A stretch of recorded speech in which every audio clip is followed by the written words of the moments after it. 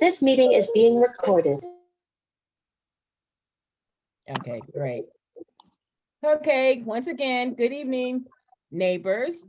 Welcome to our first Someone You Should Know as we celebrate Black History Month.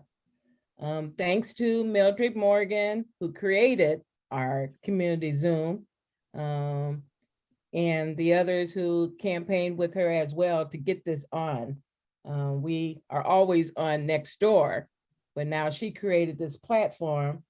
So besides writing, now we can talk.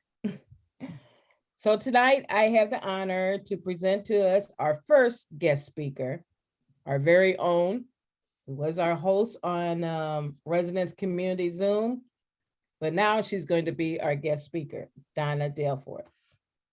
So we're going to start off. I'm going to ask her a few questions and she's going to respond. And then we're going to open the floor for the rest of you to ask her questions as well.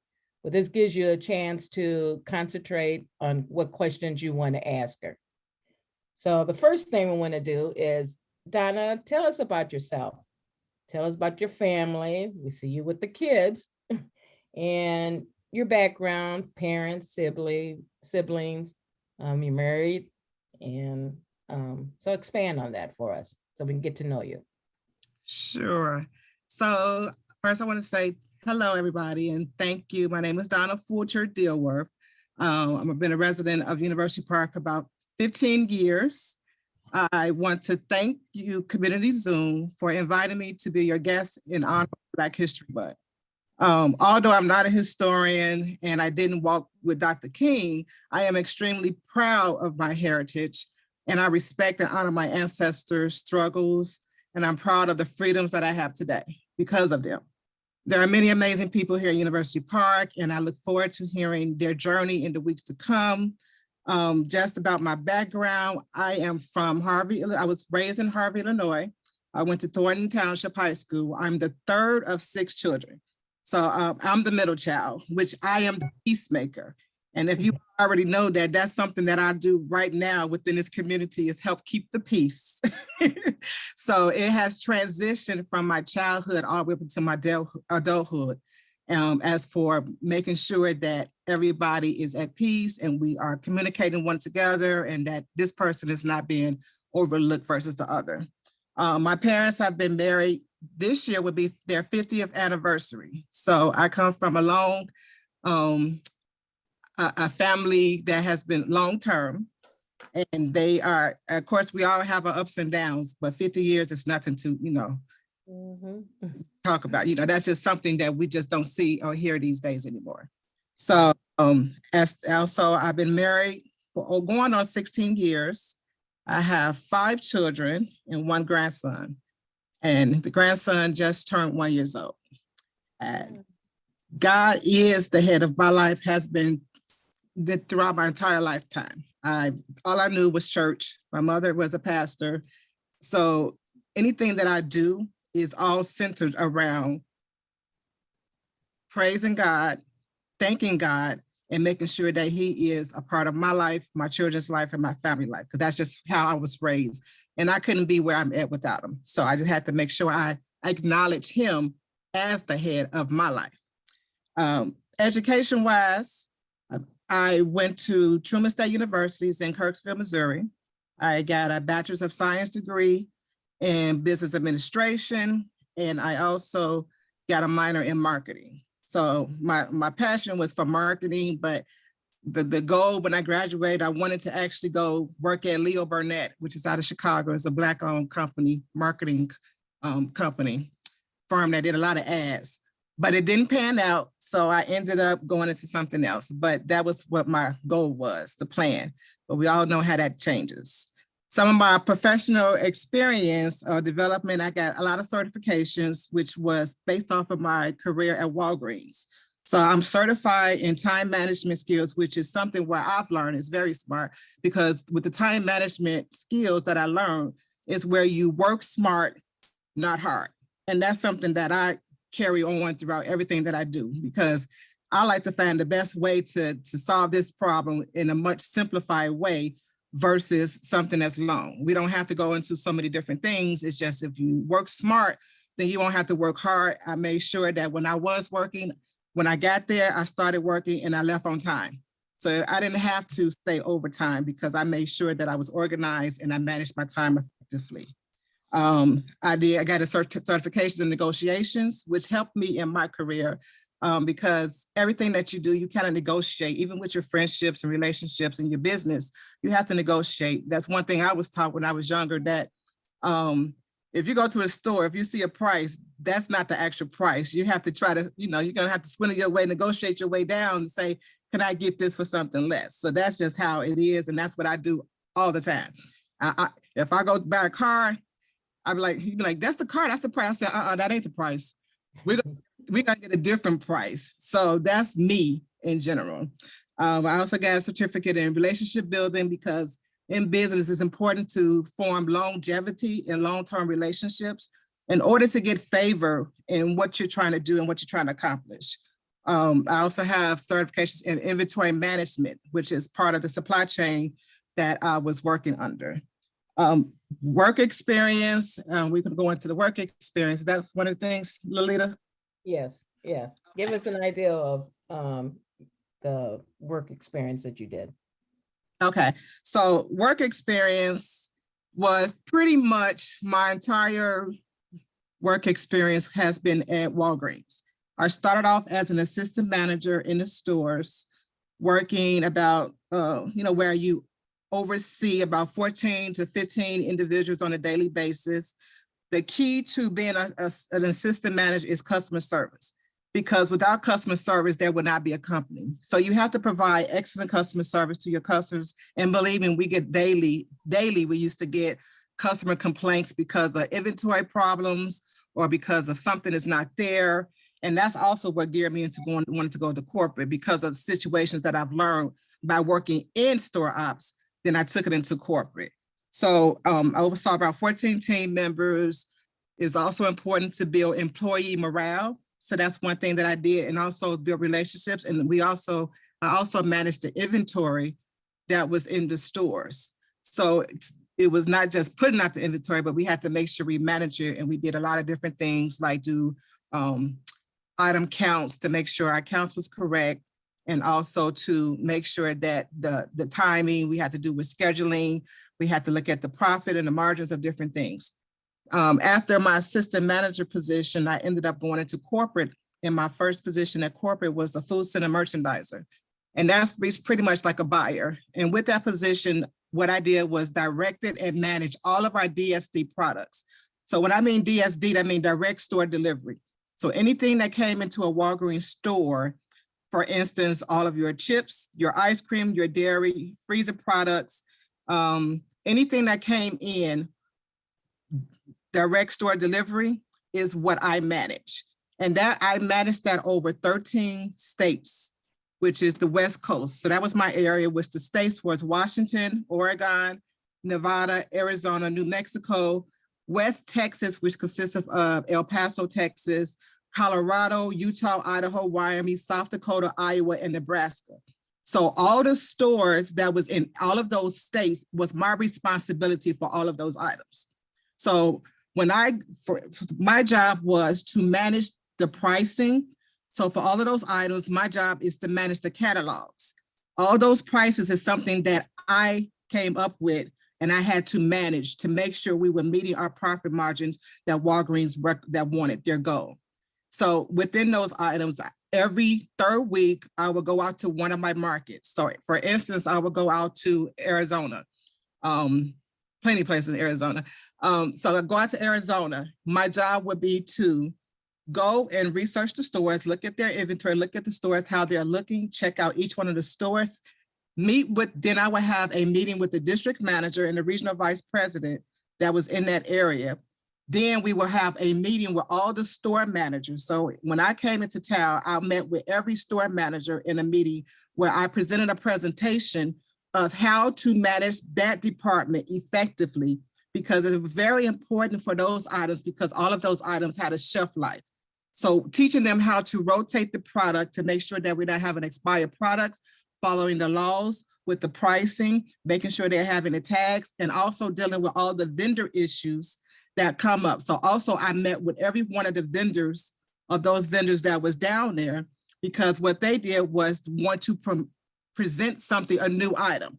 So it was up to me to decide if I wanted that new item to be in that department, and also to decide on the pricing and the promotions. One of the key things what I was doing was trying to find private label items. So for instance, with their bread, our goal was to try to get private label bread, and private label means something with the Deerfield name on it. So that was, at that time, it was Deerfield, which was their private label items. And ice cream, private label ice cream, that was what I tried to get into. I actually went down to dairy farms and seen the whole process of how ice cream was made. I seen the people that is actually an ice cream tester. They go and test all the ice cream before it goes out on the shelf. So that was what my job was. And then after that, going to each one of those markets, managing all of those stores.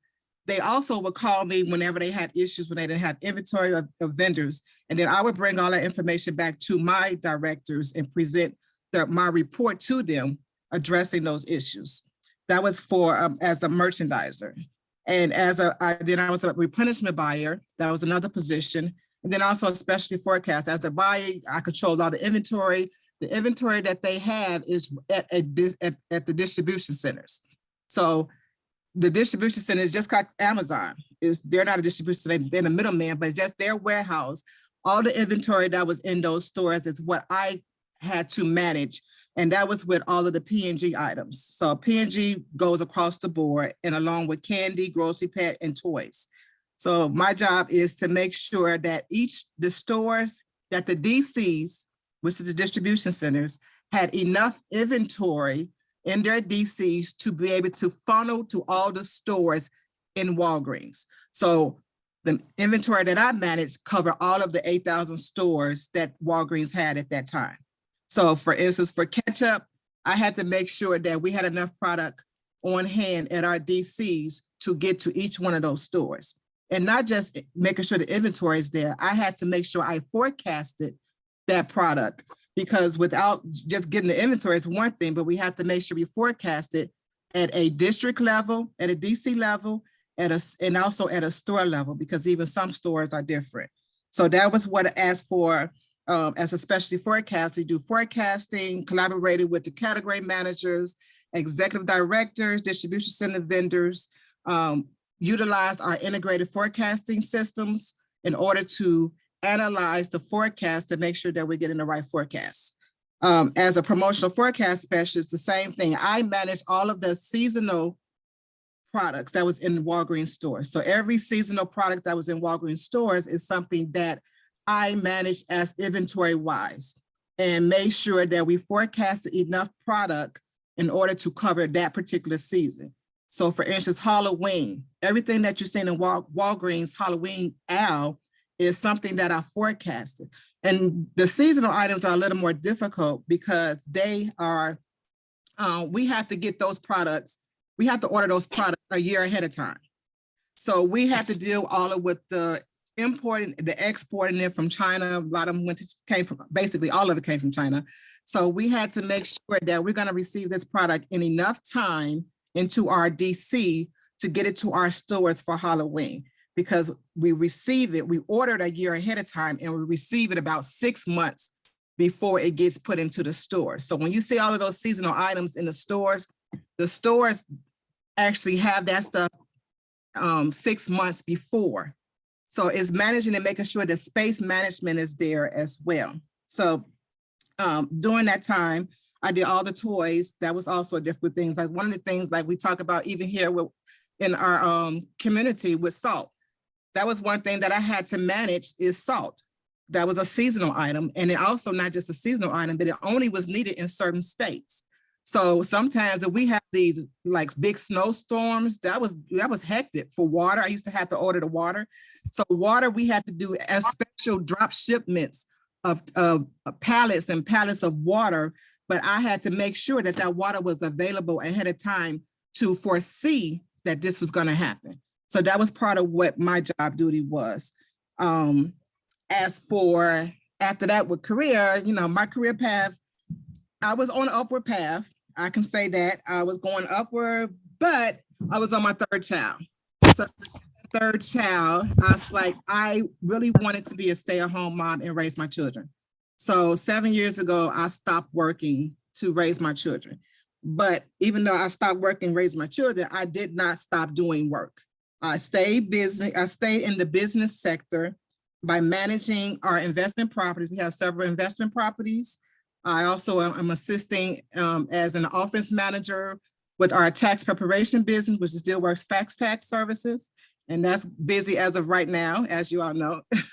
And then I also am an entrepreneur. So I did start my own business, which is Legacy by Donna, and which was an event planning business where I will have, plan different events. Not only just plan different events, but it goes into decorations and decor, where I would have clients that would ask me to do special things. So I made special customized centerpieces, what I would do. So that was a business that I was doing as well. And then I also consult multiple small businesses with their business plan, their structure, strategy, pricing, and advise them on ways to help improve and operate their businesses. So that's one thing I really love is consulting, trying to find ways to make your business or their business better and successful. Because I see just by looking at them, just the different things that occur. And I'd be like, okay, well, you need to do this. And they'll call me all the time. Be like, what about this? Or what about that? And, I'd be like, okay, we're going to, and they be calling like, can you do this? I'll be responding because it's like, I can't run your business. You got to run it yourself. But that's something that I also do is consult. Going into, I guess I could just go into whatever else, right, Lolita? Yeah, okay, since we did the education and we're hearing such a great leader, as far as teamwork and with your profession, let's break it down to what are your interests as far as what groups, organizations are you a part of, especially involvement in University Park? Well, right now in University Park, I'm here for all groups. So as I've been to many of them, I help wherever I can. Community Zoom, as you know, this wasn't my original step in and committed to host, ensure that the people are invited and different things like that. I'm a finance committee member with University, secretary of the baseball organization. I'm the PTO treasurer with the Creek Moni Middle School. I'm a secretary of Strong Tower Ministries, and also I'm one of the directors of Fairway Club Estates. So that's what here in University Park. What else? Oh, wow, that's a lot of organizations to get involved with.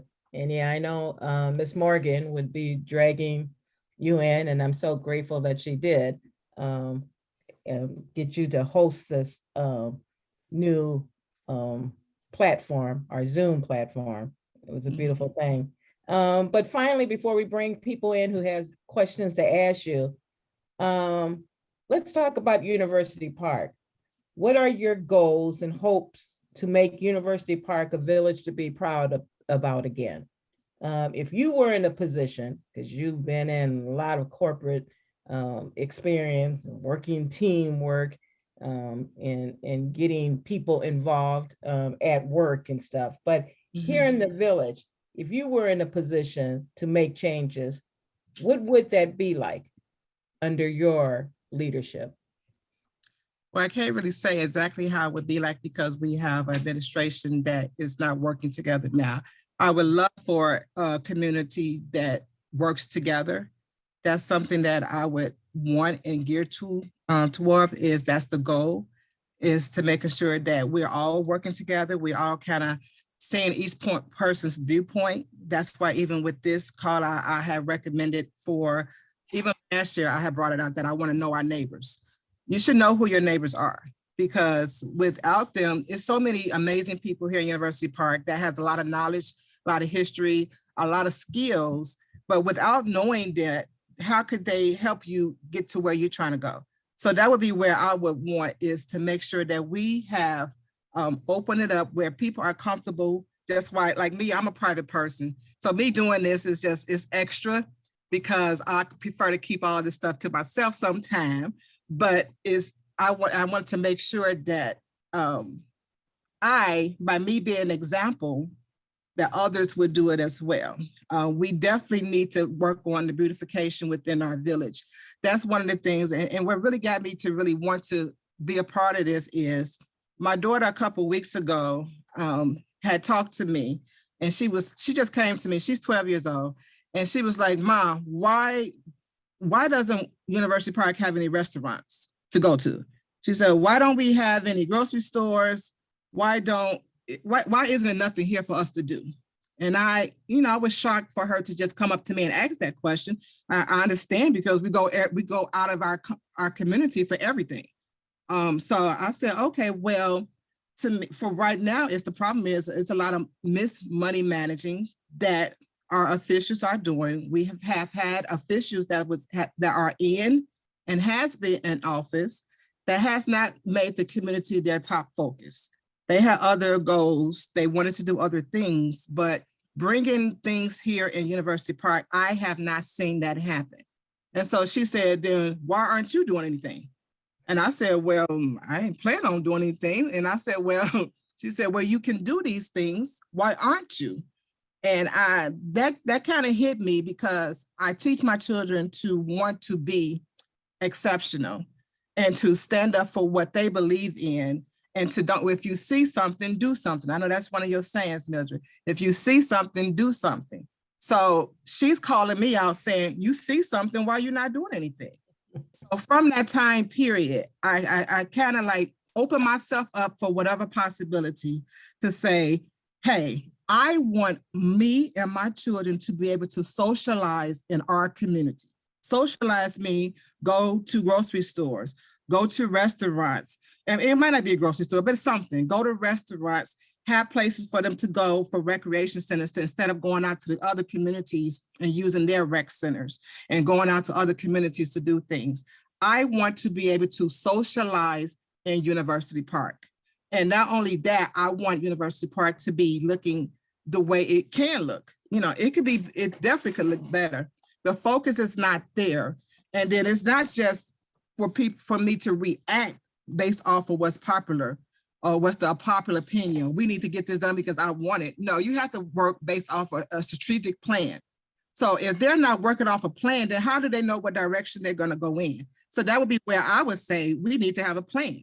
If there's no plan, then you don't know what you're doing. And then you can't make decisions alone. You have a community, you have a board. And when they're making decisions on their own, then that's leaving out those, like I said, all these skilled residents that are here, that have knowledge. What are you doing with them? Why are you not utilizing them? It should be committees, it should be commissions. They should be involved with a lot of this decision-making, because with their decisions and with their input, we can definitely get into a better community. We could definitely see all the assets that University Park have, the lakes, Governor's State, the land, just the possibility. We have 2 golf courses, not just the one. We talk about, the University Park golf course, but we have Deer Creek that's here. So that's still here in University Park, but there is so much that can be done. And I know I can help in some type of way, and I'm open to that possibility. Excellent, excellent. Yeah, let's open the floor, because I'm quite sure everyone that's participating on Zoom here has questions to answer this great person.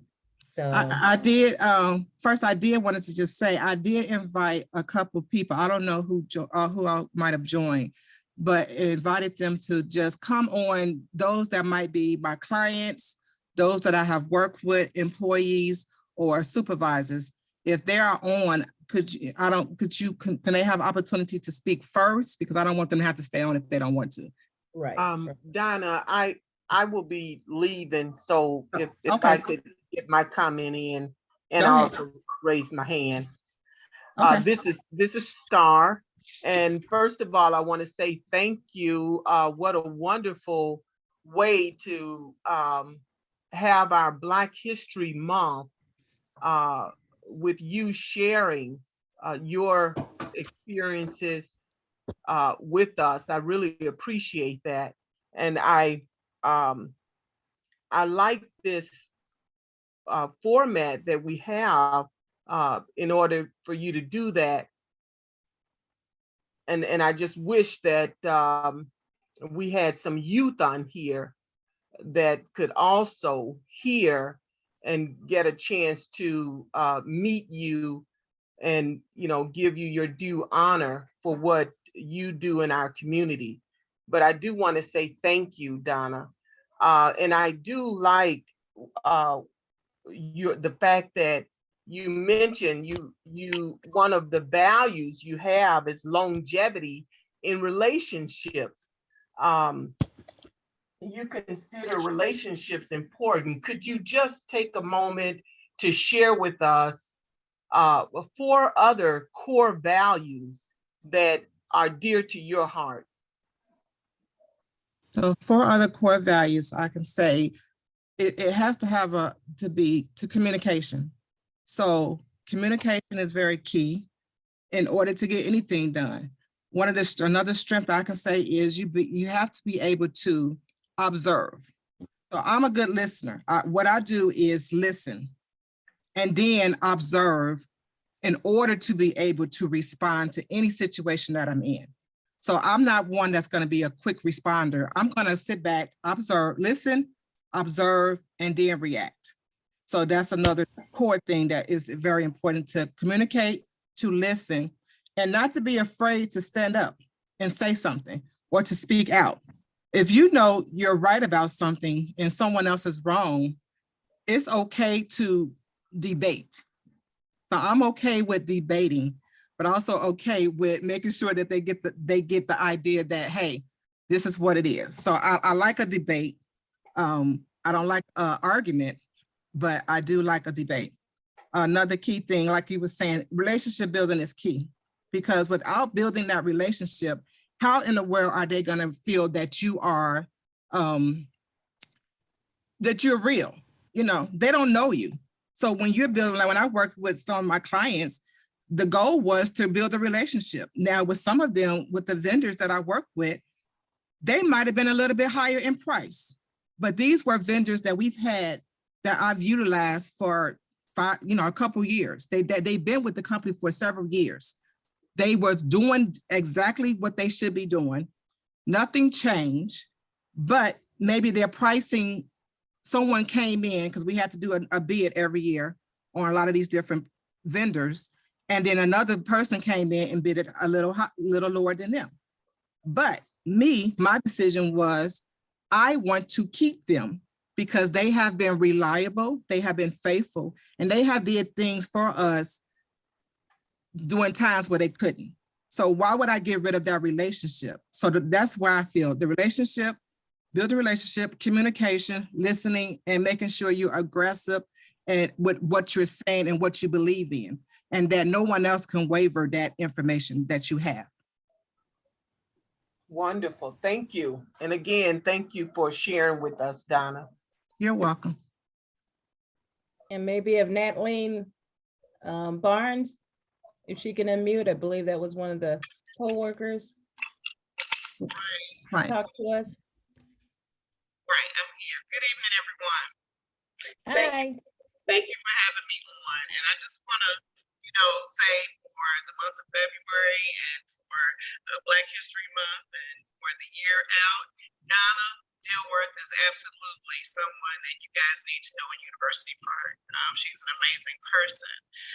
Donna has assisted, and I would more or less say I've been able to go to her for the consulting piece. My husband and I started a tea company. It's called the Root Ginger Tea, and with the knowledge that she has about the requirements for being on getting your product in the store, it's been very beneficial to us to be able to speak to her about what our label needs to look like, about what we need to have on there, about our business plan and things that we need to put together as we grow this business. It's a fantastic tea, by the way. Look. But it's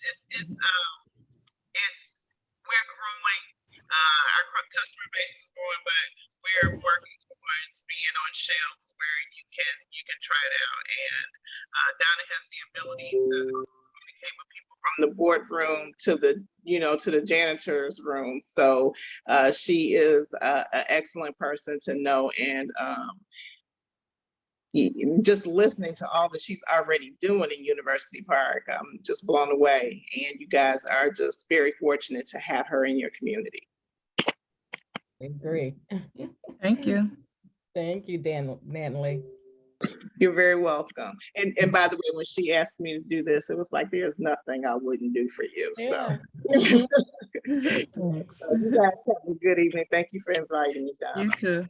All right. If anybody wants to use the reaction board down there, icon, and just raise your hands, we'll put them in order. I think Marianne is next. Are you muted, Marianne? Yes, Okay. yes, I am. Hi, Donna. Hi, Marianne. Can you listen? This is an honor for me. I don't know you well at all. I got to know you through Nextdoor, but when I got onto the Zoom, I saw how you interacted with all of us. You have the qualities to be very, very good out here in University Park. We need a person like you, just like you named your own qualities. Your qualities, you listen. That's the main thing in doing things. You have to listen and be able to sit back and observe people without getting yourself so unraveled. I think you are a diamond in the rough. I wish I had known, and I really didn't realize you had 5 children. You just child yourself. I'm thinking, so that's amazing to me. But Donna, you can go places. And let me tell you, as I told Mildred and some of you, I always speak highly of you because I see something in you, and you can lead, and you can be out here in University Park. I know you may want to do bigger things, but if you could help us get on the right track, we'll be fine. Because with your attitude and your calmness and you're willing to listen, you don't get ruffled. And that's what we need. So I'm glad to know you. And I'm just meeting you, not the first time. This is the only time I've had time to just speak with you one-on-one. You are fabulous. And you will go far. And please stay here in University Park and give us a chance, and we will help you. I know there's quite a few ladies and women on here that will help you. I, for one, I know I talk a lot and talk big and don't do, but I do as much as I can. And if I'm behind someone, I'm behind that person. And I see a lot of things in you. And we need you, Donna. We need you. Thank you. I appreciate that. And I was years, just even the past couple of years, just the idea of moving. I mean, because there's just so much stuff going on, and we really, it's like, I don't want to continue to be living here. I can go somewhere else, but I see the potential here. We moved here, we got our house built here, and that was a bonus. We're close to family. My family is in Park Forest, Matson, in Bourbonnais. We're close. So I don't want to go anywhere, but sometimes circumstances in your community makes you leave. Mm-hmm. I don't want to be that person to leave without trying. So that's where I'm going to try, and I'm assist where I can. So Right. Thank you. Mhm. Thank you, Marianne. Thank you. I think next will be Elbert Shaw. Hi, y'all. Hello. I wanted to say that Ms. Dilworth speaks true. She mentioned the 2 golf courses in University Park. Those golf courses have brought thousands of people into University Park. When you look at the metro station being the end of the line for Metro, thousands of people have come to University Park, either to pass through and go home or to go to Governor State University.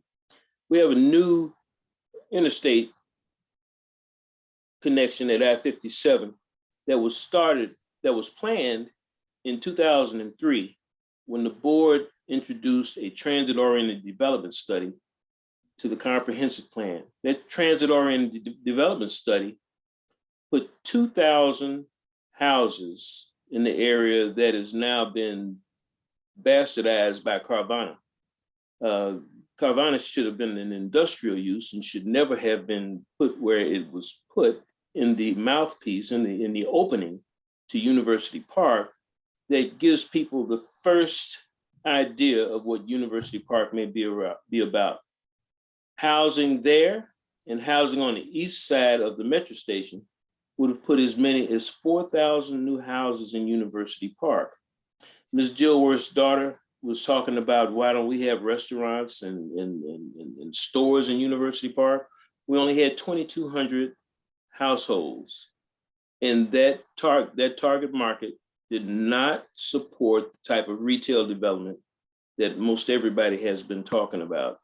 So we moved to put more housing in University Park on the west end of town, where land was available, where it was properly zoned, where we ran 30-inch water mains to connect the water system to provide housing for the land that we have in Cook County. But it also made it possible to have commercial and retail development along the Cicero corridor. That was the plan that has been thwarted by this monstrosity that now sits on our village entrance. And I agree. And that was one of the things where I say that there is, to me, there's no way that we should be losing households. We should be gaining households. Exactly. We are an asset. There is so many different things here in University Park that is a big draw.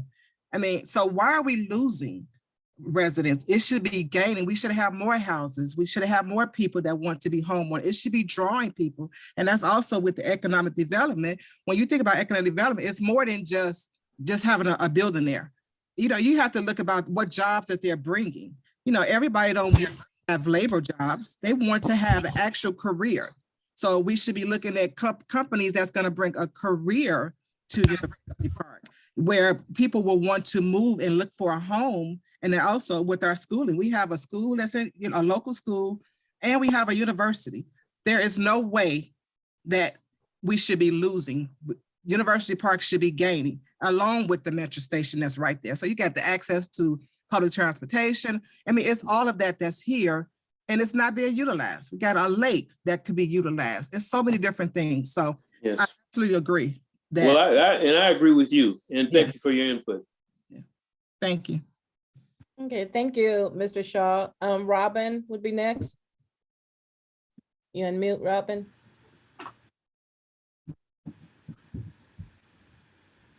Robin? She's still. Wait a minute, sorry, y'all. Yeah, hold on. I am, let me figure out how to lower my, okay, there we go. All right, I'm in the car, so my phone is down. Can you guys hear me? We can hear you. Yes. Okay, all right. So I want to first ask, whose idea was this to do this? Who came up with this idea to have this for Black History Month? So I can say, so remember last year, Robin, how I was trying to, I think you were the first person. Last year when we was doing the community Zoom, I said I wanted to get to know your residents. And so I said, okay, Robin, could you be the one? Could you tell us about yourself? And you told us about who you were as a resident. And so I wanted to continue that on each week, each month. I wanted to, bring a highlight to one resident to say, who are you? How can we know who you are? Because if we have certain things that's going on in our life, or even within the community, maybe we could reach out to you. So that's how I learned that you was a nurse. So, okay, well, she's a nurse. I knew you was with Easter Star. You stated that. You told me you went to, you got a degree, summa lambda cum laude, or one of them. So when you said all those different things, that's what I want all of us. We have to become a community, a family. Right? So that's where it started. So I said, we need to do that again, and let's do it for Black History Month. And Mildred was like, well, I'm the first person. So that's where it came out to. So it's kind of like me trying to say, let's bring that back, because we all should know what everybody's strength is. Because if I need a lawyer, I want to go to those that know the law. If I need I know investment companies, Mr. Penn and Albert Shaw, you all are in a group together. I know you have the consulting firm as well. So different things like that I know of, I can go to those people. Dolores, I know you working at the police station. So different, and Alita, you union, and Gina, you're union. So I know if I have any union questions, that's who I go to. So us as residents should be able to know what everybody has to offer and utilize them. So that's where it started from. Okay, well, that was so, you know, it almost made me cry this morning when I read the post, because Miss Millie had mentioned something yesterday, but she didn't tell me what it was about. She was just like, you need to make sure you on Zoom tomorrow for sure. Get on time. She was like, I got a surprise. And so when I read the post this morning, I literally almost cried, because I just thought that was such a good idea, because it's just so much negativity that I hear, you know, every day. And it was just like a breath of fresh air.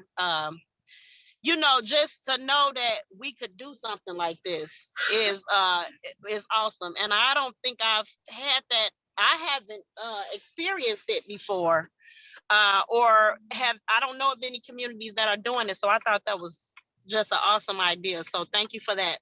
Okay. And then I wanted to piggyback.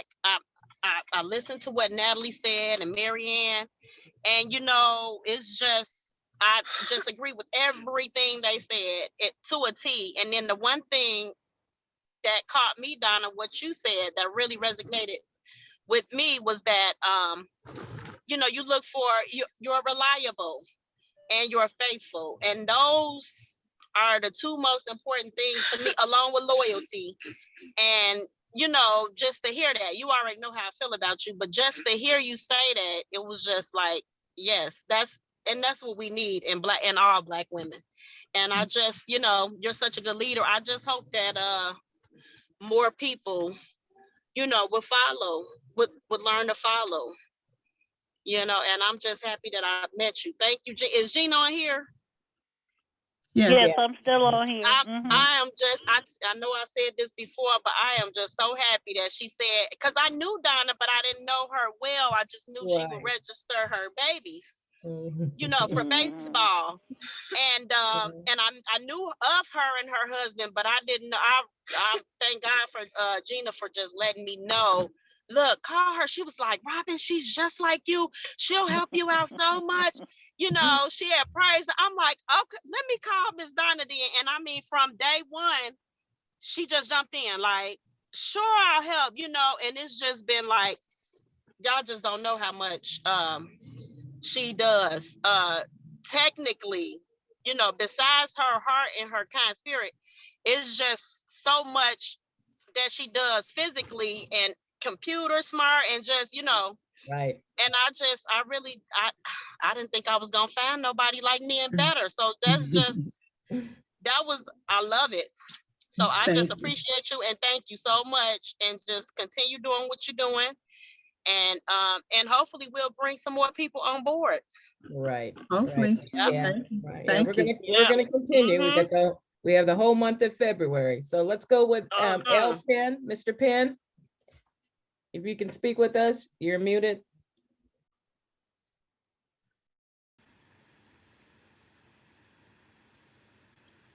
L Penn. You're still muted.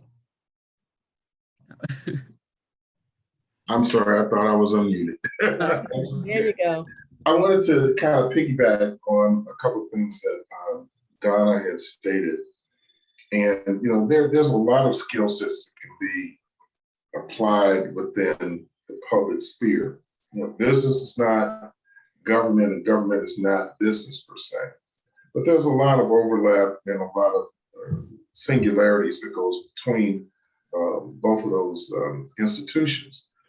But one of the things that's very clear, even looking at this administration and the last administration, is the lack of a plan, any kind of plan.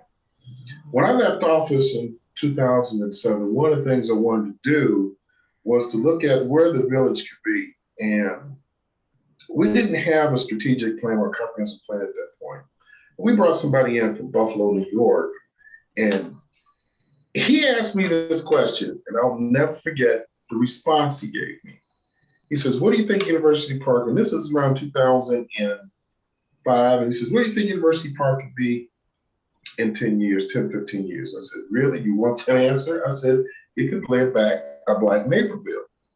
And he stared at me because he thought maybe I was giving him a lot of guff and fluff.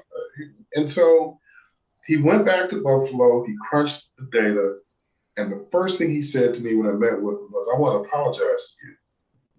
And I couldn't understand why he wanted to. He said, because when you told me the University Park could be a Black Naperville, he says, I thought you were really living pie in the sky. And he said, I crunched the numbers and I found out you are absolutely right. One of the things I don't think that the community really understands, one thing is very clear to me in terms of the board doesn't understand, is something called asset infrastructure. What do we have within our town that we can leverage our economic agenda with? And I think people don't really see the same things that other people see. For example, we have a train line that comes through University Park. We have a metro line, and then we got another rail line. But people, when they get stopped by that train, they don't seem to look at it like I would look at it, or Shaw would look at it, or others. They will look at it as a nuisance, just like truck traffic on an expressway. They will look at it as a nuisance. I see dollar signs when I see a train. I see dollar signs when I see a truck. We have, as Donna talked about before, we have a 4-year university within our town, within our borders.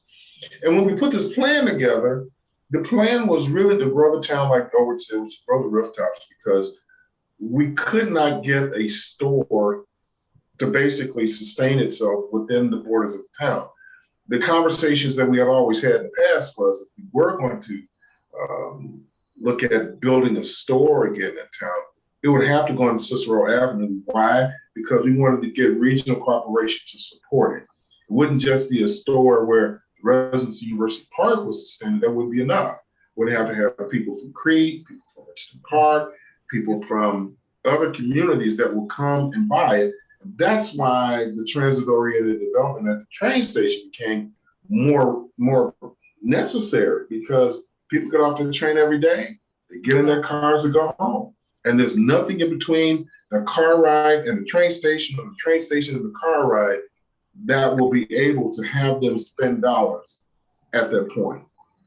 And so when I look at the last 2 administrations, they have operated basically by the seat of their pants. The water crisis that we have, Dilworth, Shaw, myself told Mayor Covington at the time that they were bringing this line in, we told them, you need to have some compliance issues dealt with before you just let them come and push this water into town. And the difficulty for Mr. Shaw, for me, is precisely what, I can't remember who it was. I think it was, I don't know if she's still on the line, but she mentioned about the fact that there are others here in town that village officials should look at. And why? It's not because I support one person versus another. I've sat in that seat and I know the institutional knowledge of how this town should operate. You know, at the end of the day, you know, we're a small knit town of neighbors. We're not that big of a town. And so when people don't look at people like Millie and Lolita and Donna as neighbors, then it tells me that their vision of University Park has become jilted. And that disturbs me. It really does. It really disturbs me. You know, I still, my wife and I still own our house in UP, but we're concerned about UP because that's our asset. And just like any other homeowner in UP, they own an asset. They become shareholders in that town. And if their shares are devalued, they're going to get up and leave. And that's what a lot of folks have actually been doing. And I don't think the board of trustees or the mayor really understands that the homeowners are shareholders in this town. I think it's highly disrespectful when they don't engage with their elected officials, and when barriers are thrown in between for them not to even have any dialogue or information about how their share, their asset is actually functioning for them.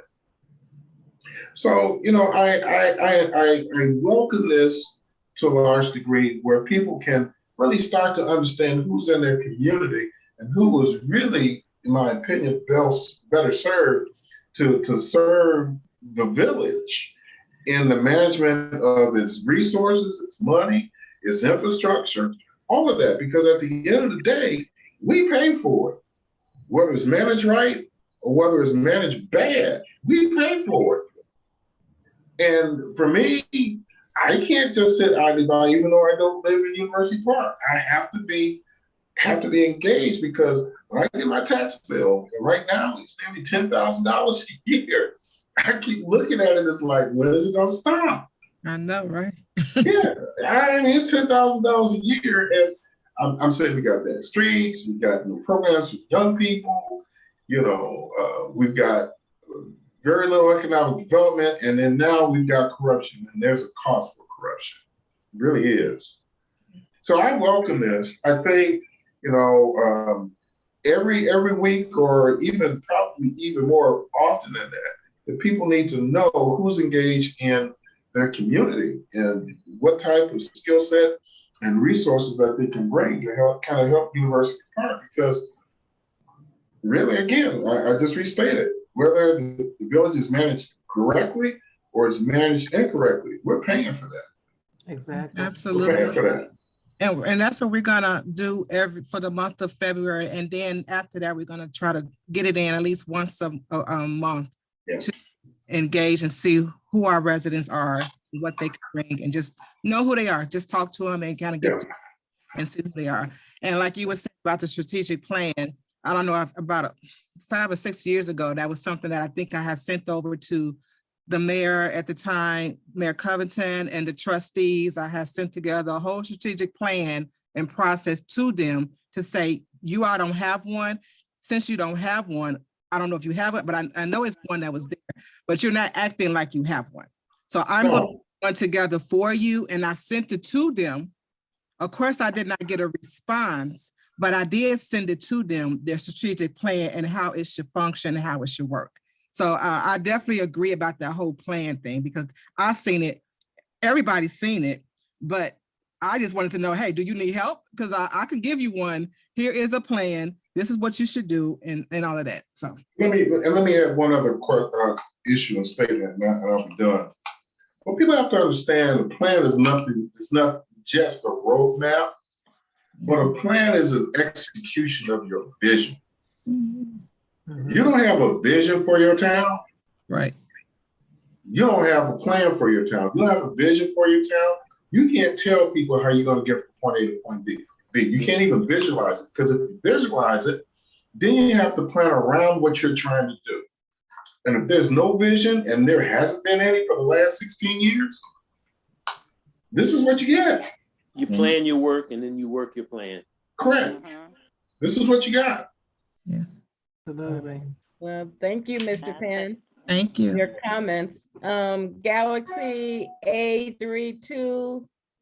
Can you hear me? muted. Oh, there you are. Okay.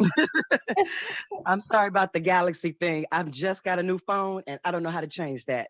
So that's what it is. I just wanted to say that, number one, this is an excellent idea to get to know your neighbors monthly by doing this. And especially for Black History Month, to start off with something like this, I think it's an excellent idea. I'm actually going to bite it in my community.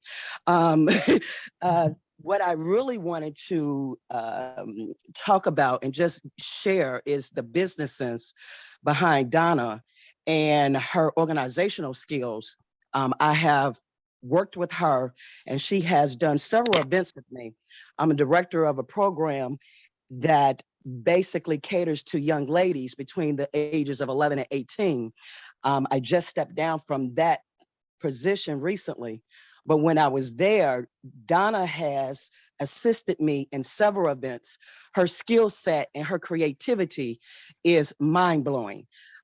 Every event and everything she has assisted me with was awesome. I literally, whatever room I needed her to assist me with, whatever space I needed her to put her vision on, it came together beautifully. One of the main things that she really excels at is her organizational skills. Putting things together, creating a vision, and then applying it to whatever she's tackling is really primary with her. After doing one event, she did so well with it. I commissioned her to actually, and this is through her Legacies by Donna, her event planning business.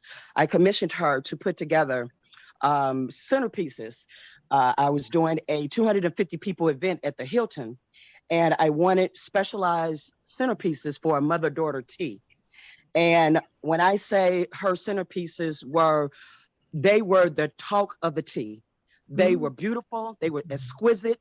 They were so eye-catching that afterwards I had many people coming up to me asking me, can they buy them? So, and that led to the following year, so many people were asking for it that I ended up auctioning off and making money back for our program off of what she did for what I commissioned her to do. She made 25 of them, and they were individually all different. They were beautiful, and I have no hesitation with recommending her to anybody who's looking for someone to put together or help them pull together an event with her creativity. So I just wanted to speak on how her business sense, her being an entrepreneur, she runs her businesses literally, even with the events that she'd helped me with. She went way above and beyond whatever I commissioned for her to do, because she wants excellence. She's not going to put her name on anything that don't come out excellent, even if it means her coming out her own pocket to make sure that it represents her brand. So I just wanted to talk on that because that's my experience with her promptness, her organizational skills, her creativity, and her vision. Thank you for letting me share that. Thank you. Thank you. Yeah, we're learning a lot. That's very Yeah. good. Thank you. Thank The you. next person would be Dolores Buckley. Dolores, are you unmute yourself?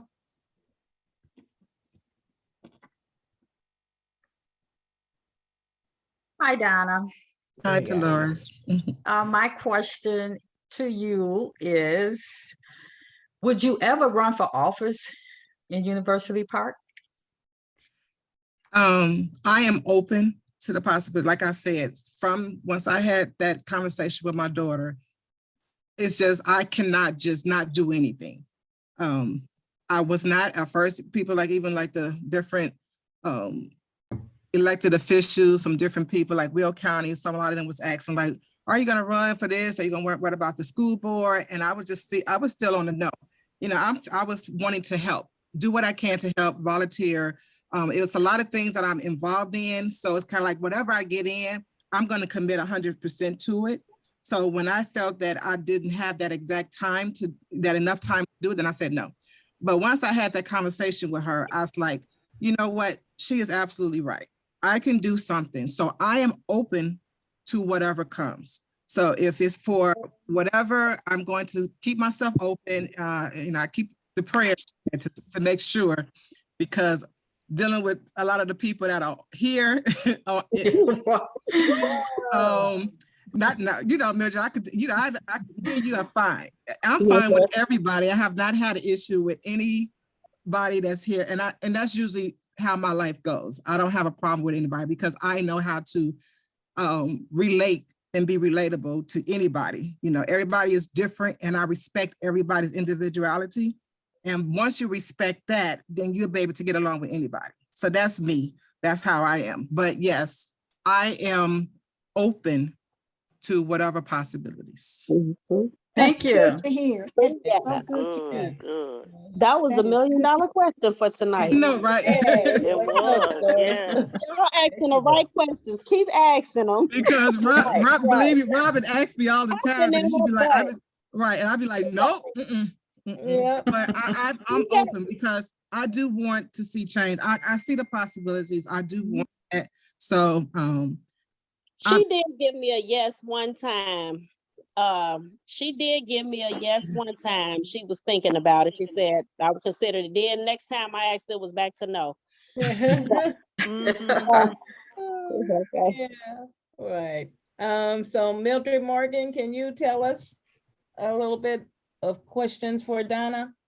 Yes, I want to thank Mrs. Dilworth for being our special guest. I think the world of her. And what I like about her most of all is she has the patience of Job. Yeah. When you talk and deal with me, because a lot of times I'm hyped and on a roll. And when I come to her and talk with her, she calms me down. She talks so well and explains things so well. Even when I asked her to come on, um, I threw out different questions.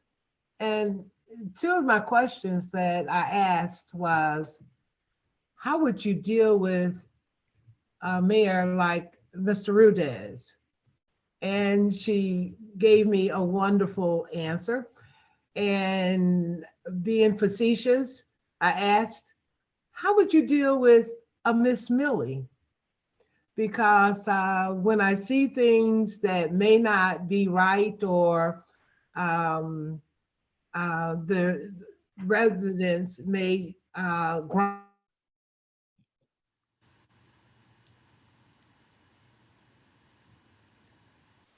Yeah, Millie, you froze.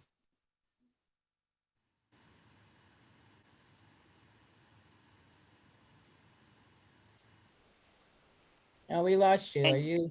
Okay, can you hear me There you now? go. Yeah. Yeah, we can hear you now. And she gave me such wonderful answers to both those two questions until I just really just laughed because they, in my opinion, were the right answers. But Donna is just a wonderful person. I learned about her from her a couple of years ago, and I was in total awe, just total awe, because you see this very modest person who's a wonderful mother, a wonderful wife, and who works diligently in this community, never having an argument or getting into debates or bad debates with anybody. And so when I talked with her again and she told me about herself, I was just in total awe. And I said to myself, this is somebody that this village has got to know. She's a wonderful person. And I thank you so much, Donna, for coming Thank you. on and sharing your life with us and being the person that you are, because we need more people like you. We need more people like you that have the wisdom and knowledge and the patience. I myself really appreciate that. And your knowledge with that cell phone, oh my goodness, wonderful. So Thank you. And I would like to say something too. Go ahead, Gina. I want to thank all of you all. This is a great idea.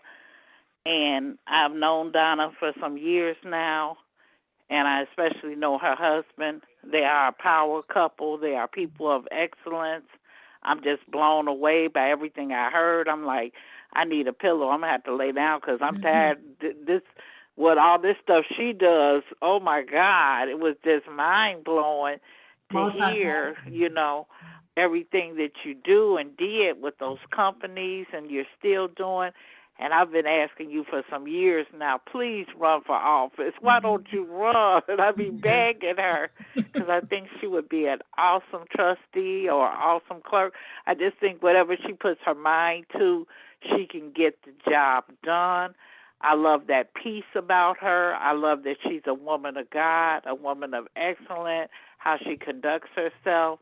I just want to say I appreciate you, everything that you do, and whatever office you're running for. I'm running with you. I'm running these streets. I'm going to be banging on doors, knocking down doors, letting people know, hey, Donna's running. I think you would be a shoo-in. And I just want to say, where there's no vision, the people perish. And I'm so grateful to God that we have a vision and that we are people that want to continue to work diligently to seeing this village do what it needs to do and get the corrupt people out and the right people in. And I just thank God. I see village manager. That's Yep. what I see. Yep. Here, here. Yes, yes, I see that too. Yes, I could see that. yes. Yep. I am Yes. open to, like I said, I'm open to whatever the possibilities, but I'm fine with just working, also putting it out there just for everybody. Because once you hear about everybody's experiences and, their knowledge, we all can find a place. There is a place for a lot of us in a lot of different things, in committees, commissions, trustees, some it could be trustees and clerks. It's something out there for a lot of us. And I know that we can do a better job. That's my perspective. We have some that are doing, jobs now, they're doing fine, but they need help to help get what we're trying to accomplish. So like we was talking about last week, what the goal is, we know the goal is to get rid of the village manager.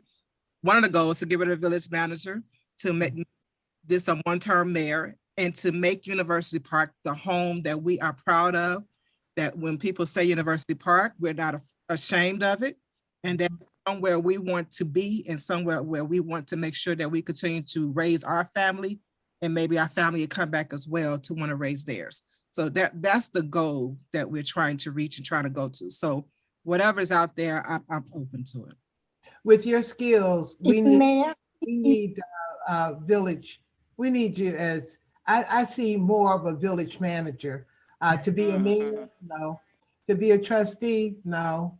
No, we don't need you sitting on the side saying votes aye, votes aye.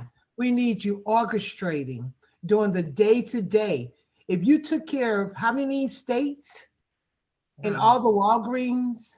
13. If you took care of all of those states on the West Coast, how come you can't take care of a University Park? But that would Really? Donna, you already have your campaign manager. Yeah, you heard Gina. I know, and like I said, I just said I'm open to everything. I'm open to it. So whatever's the best fit overall for University Park, that's what I'm open to. So. Well, when are you going to put your thinking cap on and think about it? I mean, because I think we should start on the run now. I think we should get on that wheel and start rolling. Well, one thing I'm for, right? But one thing I'm about action. I like to see things to be done. So me just like vote different things like that. I've kind of like, okay, but I like to see results. So, and not just results. I want to be able to work with somebody that is going to help us get those results. So, for instance, if I was a village manager, I would need the help of trustees, right? So the goal is for us coming together to find candidates to run for those positions that will help achieve the goal that we're trying to reach, right? So if we don't have candidates that's going to help the village manager, that village manager will be gone, whoever that village manager would be. So if that village manager has a plan, is trying to get things done, but if they don't have the support of the trustees, then nothing will continue to happen. And for me, I'm not afraid of, I'm not in it for money. As you know, whatever I'm doing, I have been doing, even with other people, is by volunteering. So volunteering my services, that's what I do. I volunteer with other groups and organizations, that I just volunteer my time in service, because if I have the knowledge, why am I keeping it to myself? If I can help you do something, then I'm going to help. And that's what I have been doing and what I would do. So as for that, I can't say we put it together, but I really think we need to get a team of people that's included across the board, even within Village Hall, to find that can come in and get some stuff done. Because without the support, it's going to be the same type of thing. And I'm not one that's true. to be where we continuously recycling people over and over. That one thing about longevity, that's key. And that's part of building a relationship. So and I know they have a lot of the longevity at the village, but they're not doing the things that need to be done. So that's where I say, as for a lot of them, to me, need to be gone in order for to get things done. Can you give us a figure that you think a village manager should make? Village managers should make, a village manager should be at the rate that what this village manager is getting, but that is higher than what it should. So if you was to get any village manager, that's what you're gonna have to pay. As we've seen previously, that's just the average salary is. If you was to look it up for a village manager, that's where it's at. Not at the 30 because she's getting additional because of this TIF thing, which is not right. She's getting paid for that, and that's not a good thing. That's not right. So yes, it should be at the range where the village manager is minus the TIF additional money. But I would say for a village man, if I was to get in, I would want a deputy village manager, because you have an assistant to help you get these things done. A village manager cannot do that. So me, I would like to share that with a deputy village manager, because that one village manager is taking care of all these different things. So to get in there, to get things situated and get things started and to clean up things, I can't clean it all up by myself. You need someone that's going to help you. And it's not just a secretary. You need someone that's a little bit higher than the secretary. So for me, I would like to share whatever with them to get, just start it off. Let's come on. We do that. We have things that should be filled and we don't. That's why we have a lot of this no checks and balances, and we don't have things being done. It should be an HR person. And that HR person can share the roles of something else. It should be somebody that's doing with the finances. But we don't have that. We have a person that does finances, someone that really is transparent and is being the checks and balances there, it's not there. For you not to provide any financial documents for years, how are you a financial person?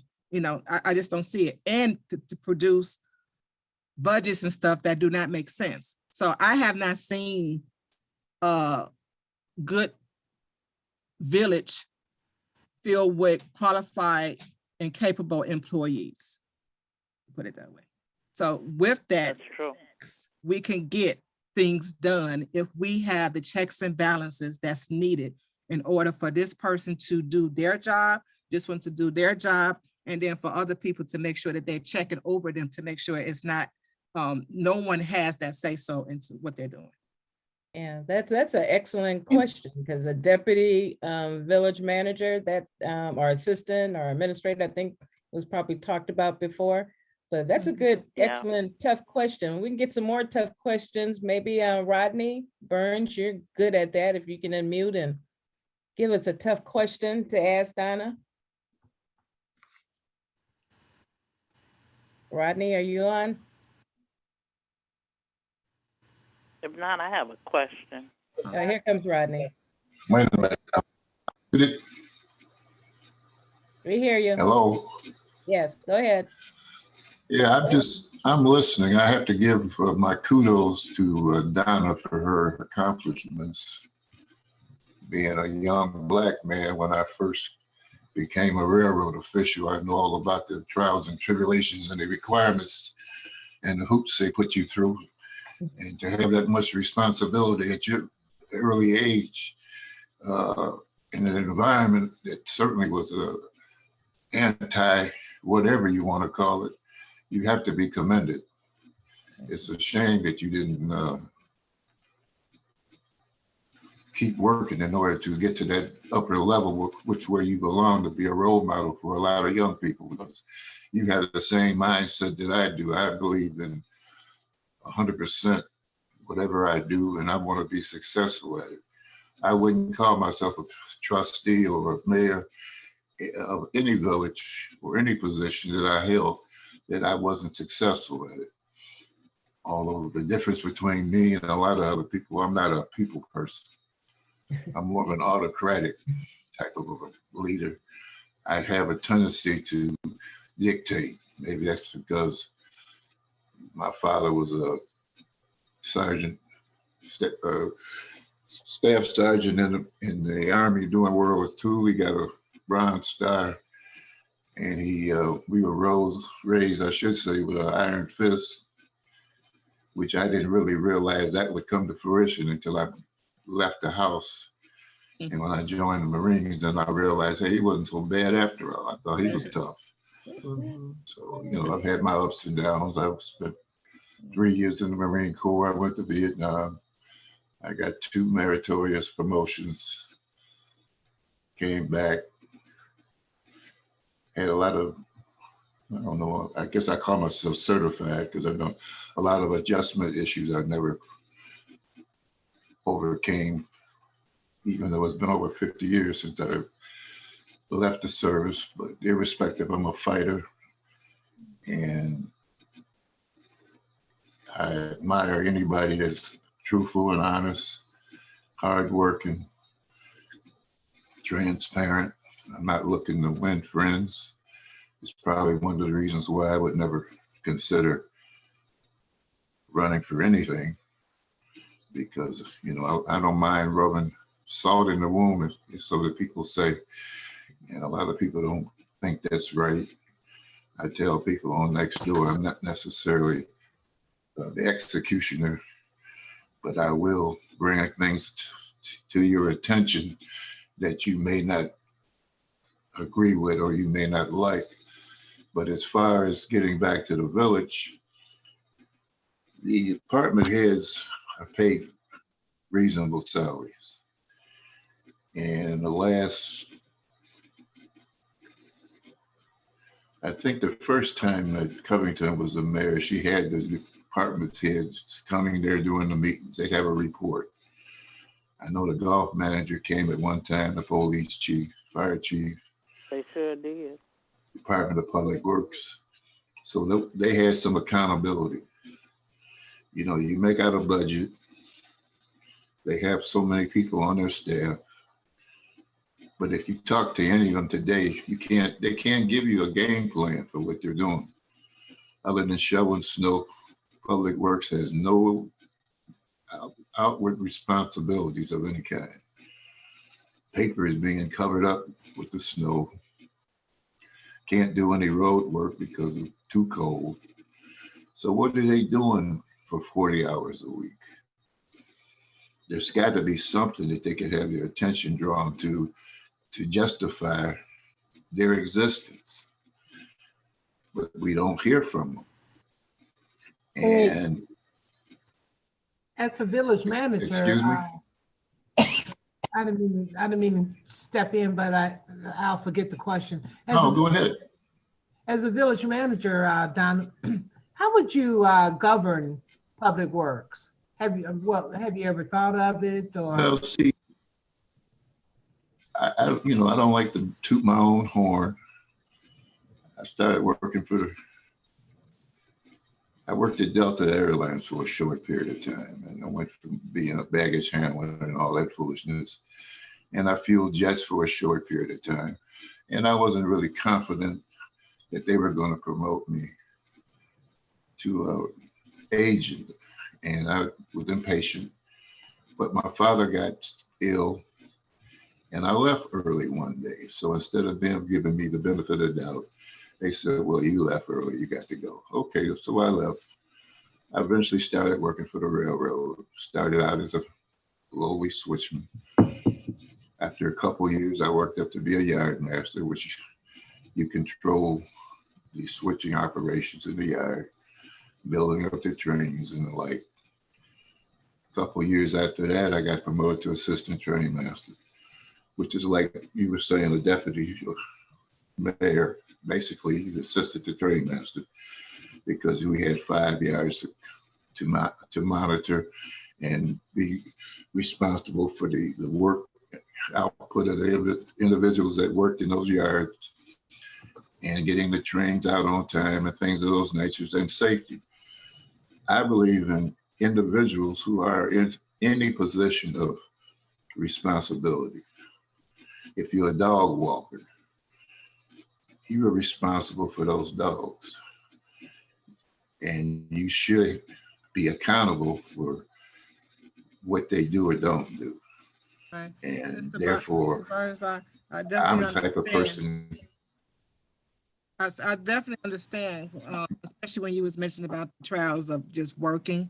When I was at things in my department, I was the only Black person that was on the entire floor. Also, whenever I went out to work with the first job at corporate, when I used to travel out west, out west is predominantly, it's just predominantly white. I could put it out there. It's predominantly white. And all the vendors that I met with were male men, white men, probably 50 and over. And I would have to be in my 20-something year old self, where I have to go out to meetings with them. They would take me out to dinner. We would go to different shows because they were winding down. I was their client. So they would take me places and we'd do things. And so, I had to adjust to all of that by being the only Black person that would ever be out there. They never, I don't even know if they even seen them. Not only is that, but the store managers. I barely ever seen a Black store manager that was in any of those states. There wasn't a Black district manager. So having those trials and obstacles, I went through a lot of that because going in there speaking to an all-white room, and that's what it would be, an all-white male room, really, because it wasn't even really white female store managers at the time. And they have me up there presenting a presentation to them, talking about what they should do and how they should run this particular department. Of course, you're gonna feel some type of way. They're gonna feel some type of way and they don't want to listen.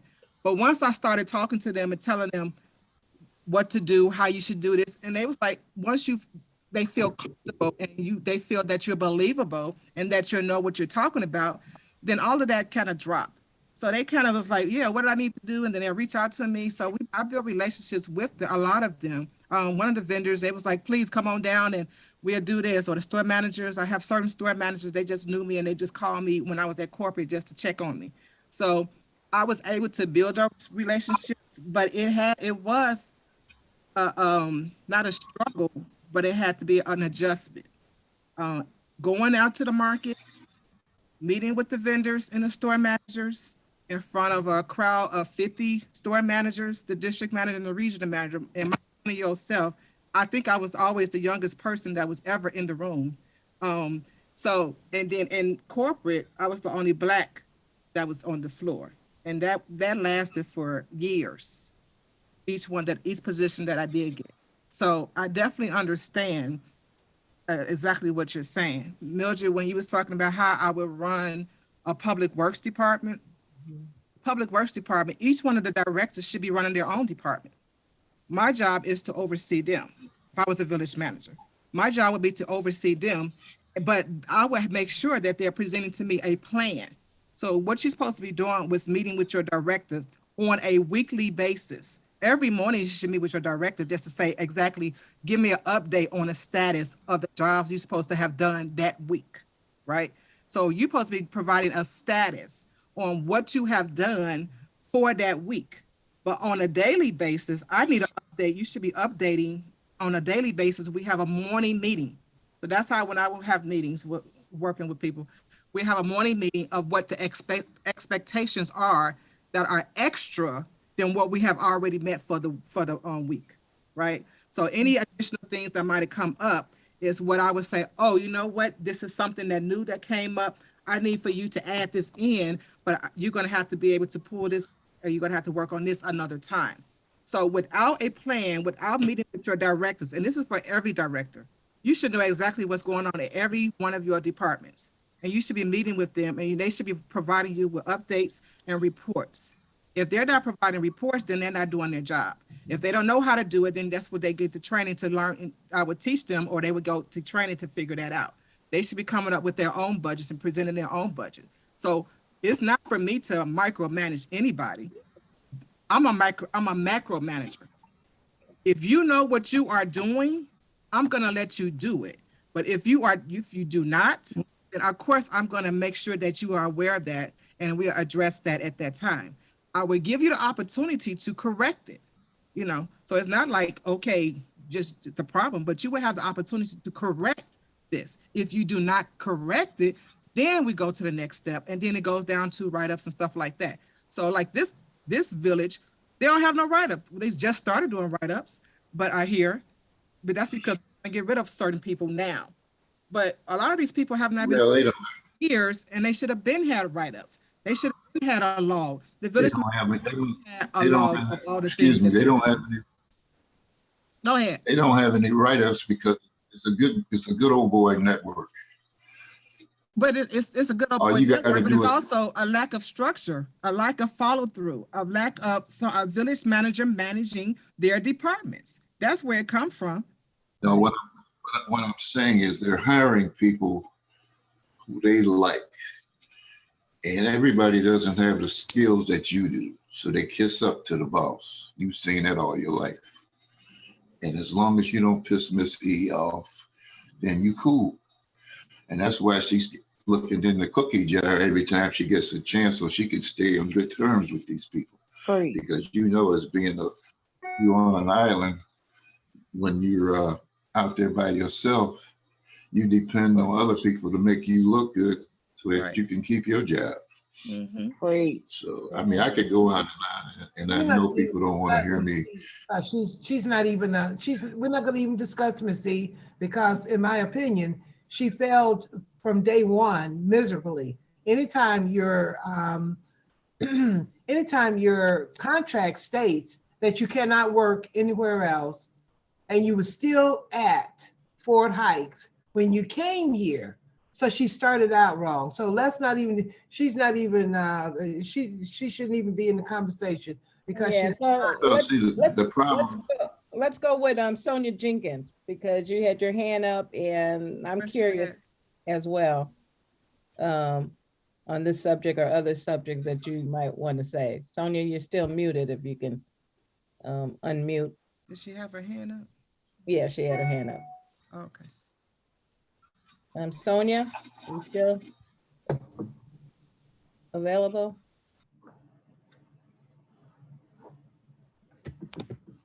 Sonia? Okay, is anyone else who, Reginald or William?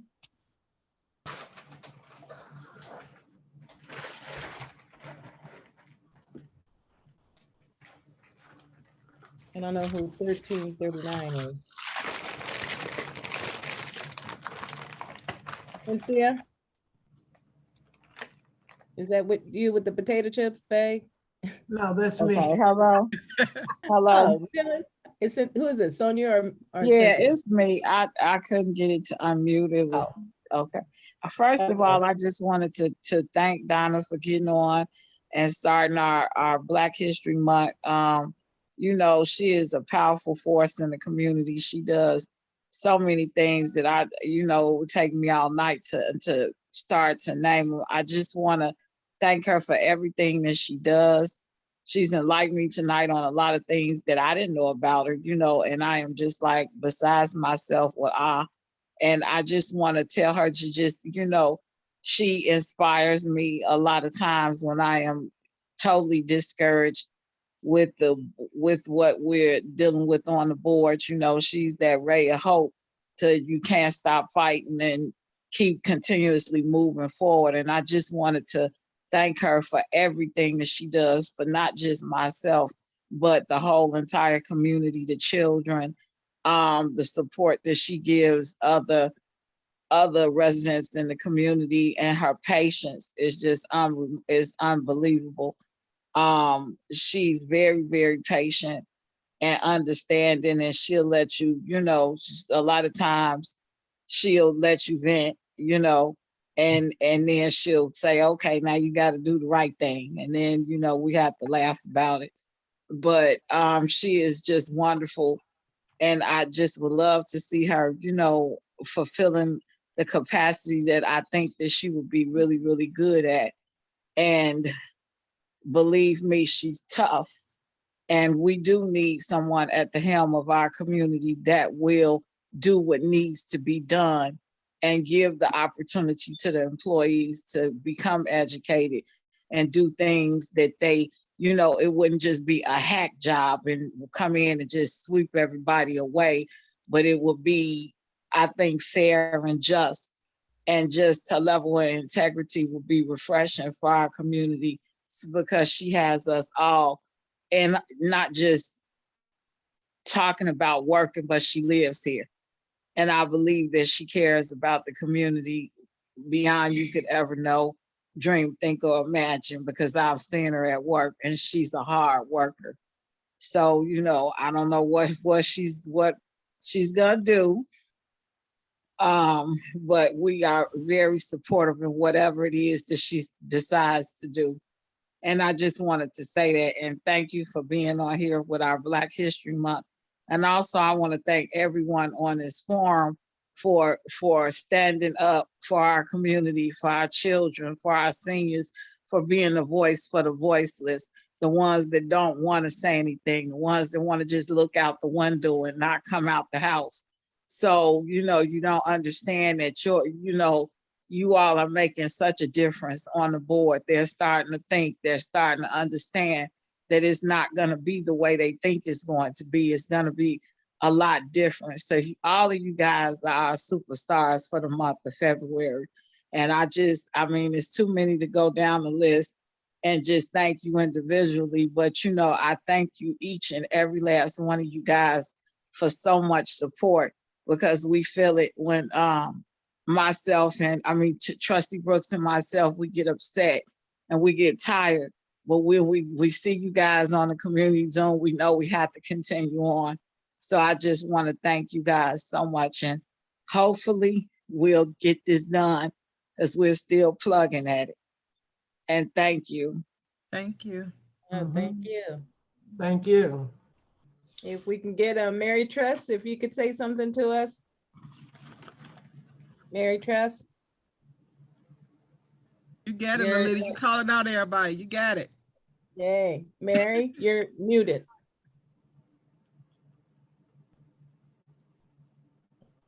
Am I muted now? Yeah, there you go. There's our Mary. Okay.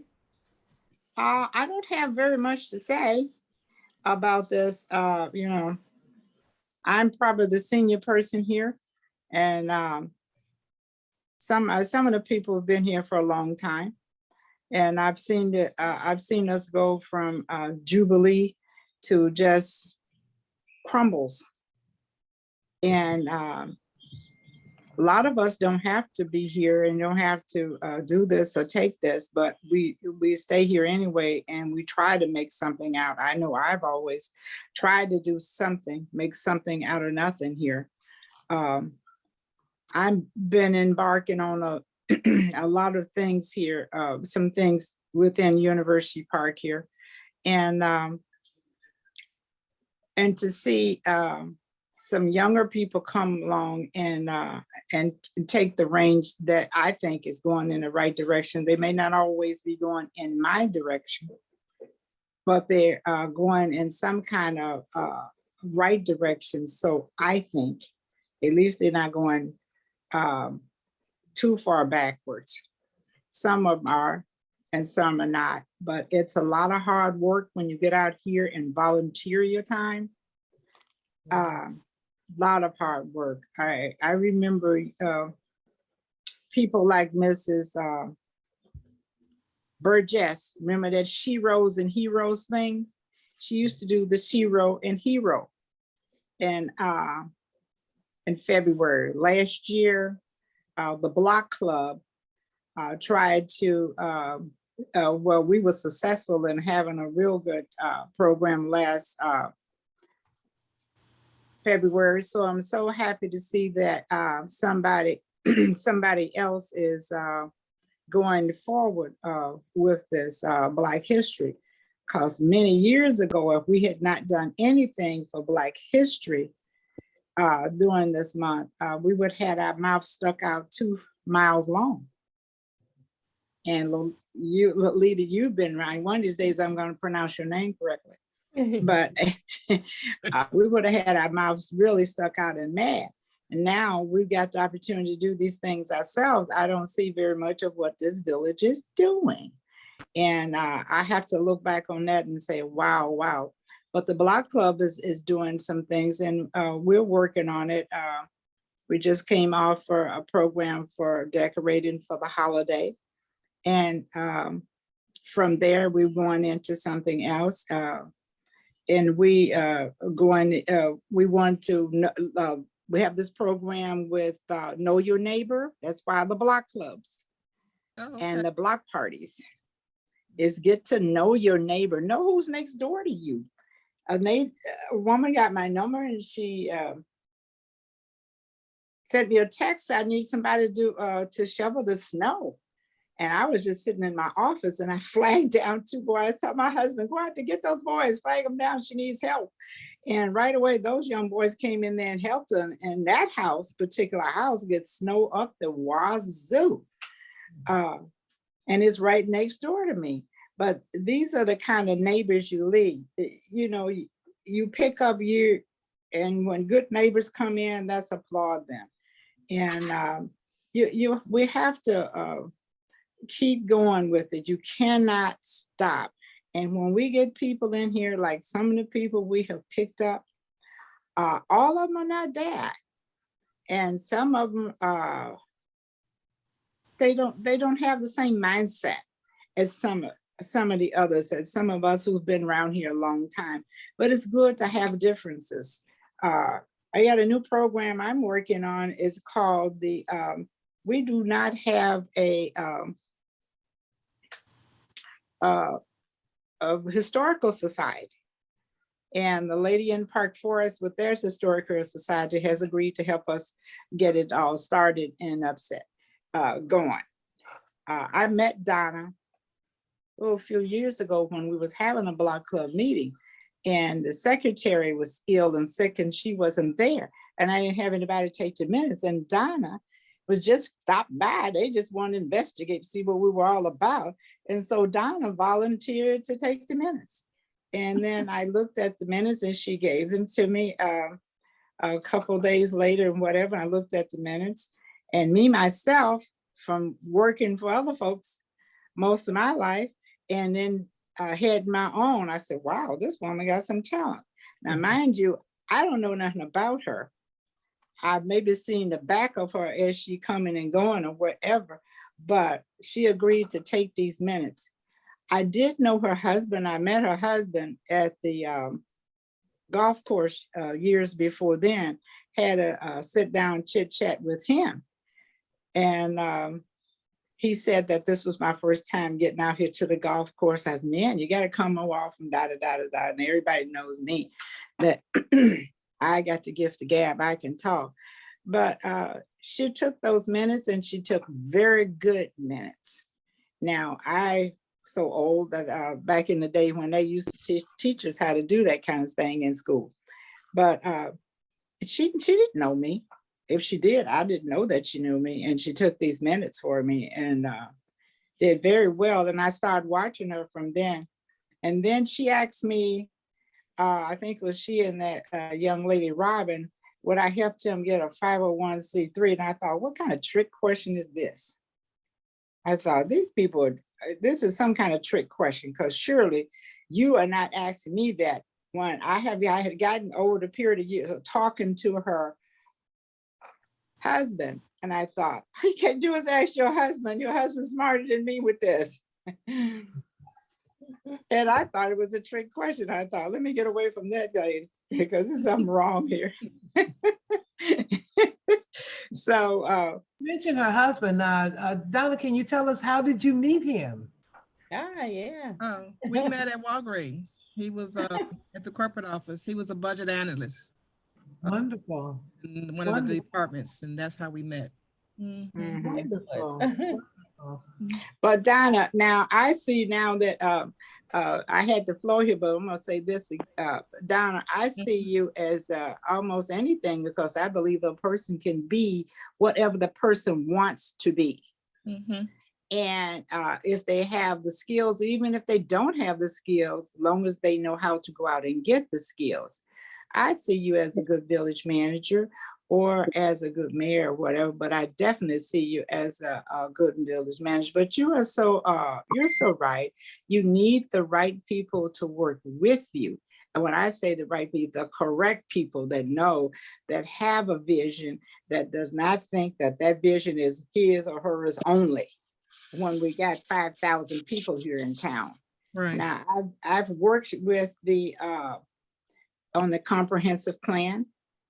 Al McCown and I always argue and fight back and forth, but he always made sure that I was involved in everything, being the business person. There was very few of us in the village as business people here. And I've been in business since 1985, successfully. So, but he always made sure I was involved. But these people, I once asked one of those trustees, what was the last time you viewed the comprehensive plan? Or they didn't know what the heck I was talking about.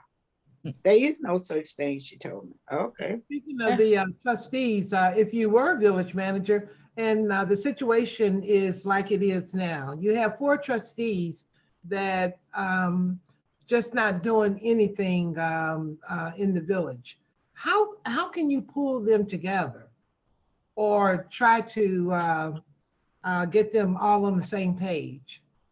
Well, if I was a village manager, it wouldn't be my job to get them together. They are the trustees. They're supposed to be governing and making the laws. That's their job. Now, all I can do is show them when they come to me and ask for information, is to make sure I give them that information in a timely manner. That would be what, and make sure that this village is functioning the correct way, that the directors are doing what they're doing, that I'm giving the input to them to say, no, I don't recommend this. And I would speak up, believe me, and say, I do not recommend that this happen. I think, for instance, like now, you're paying the attorneys too much.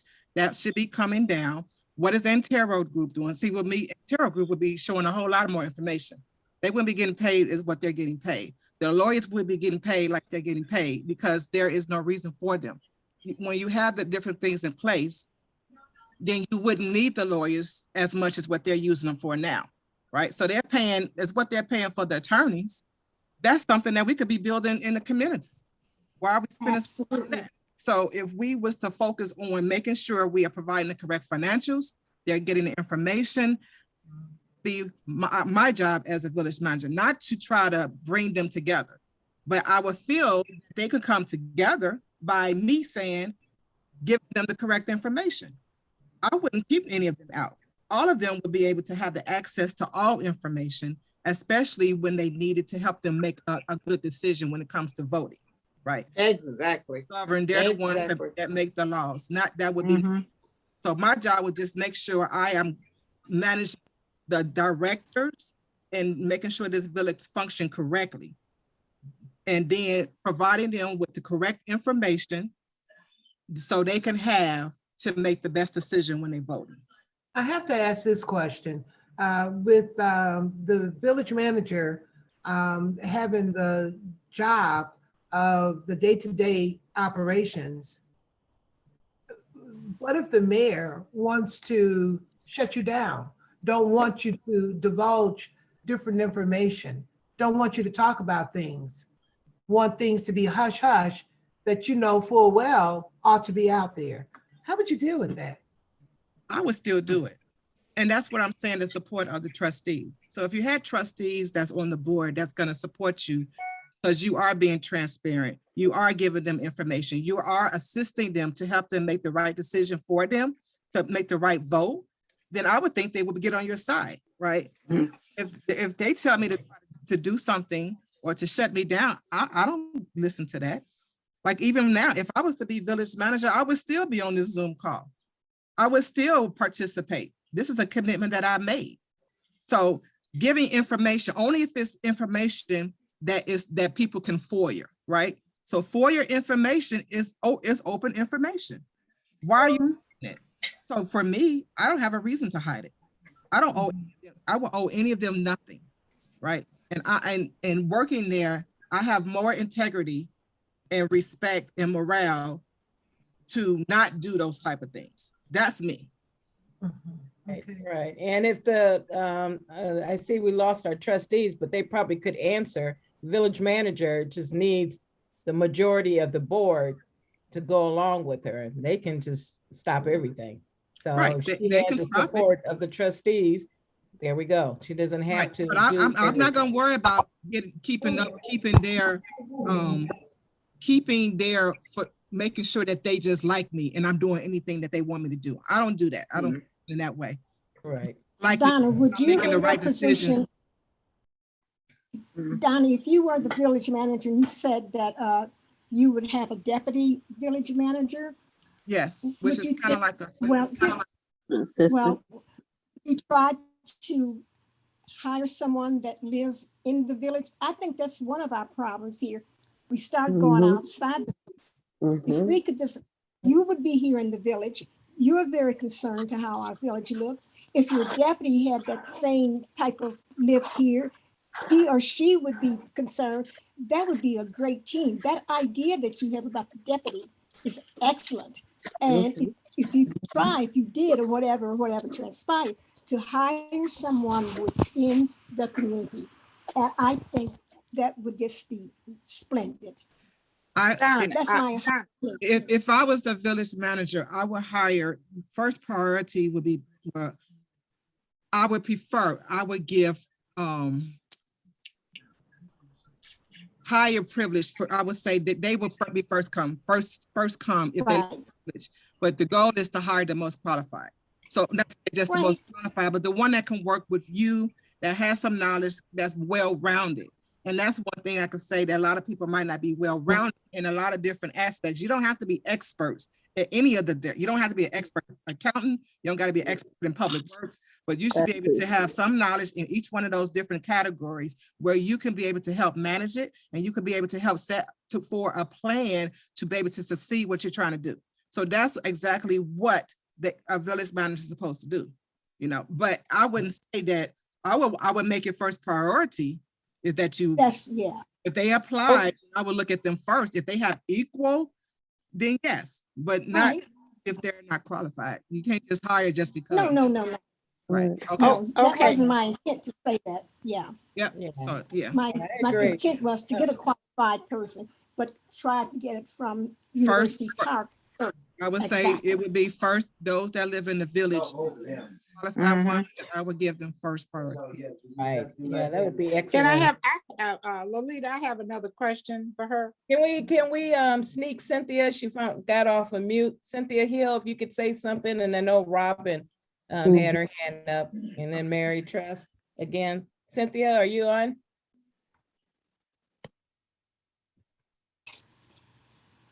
Cynthia?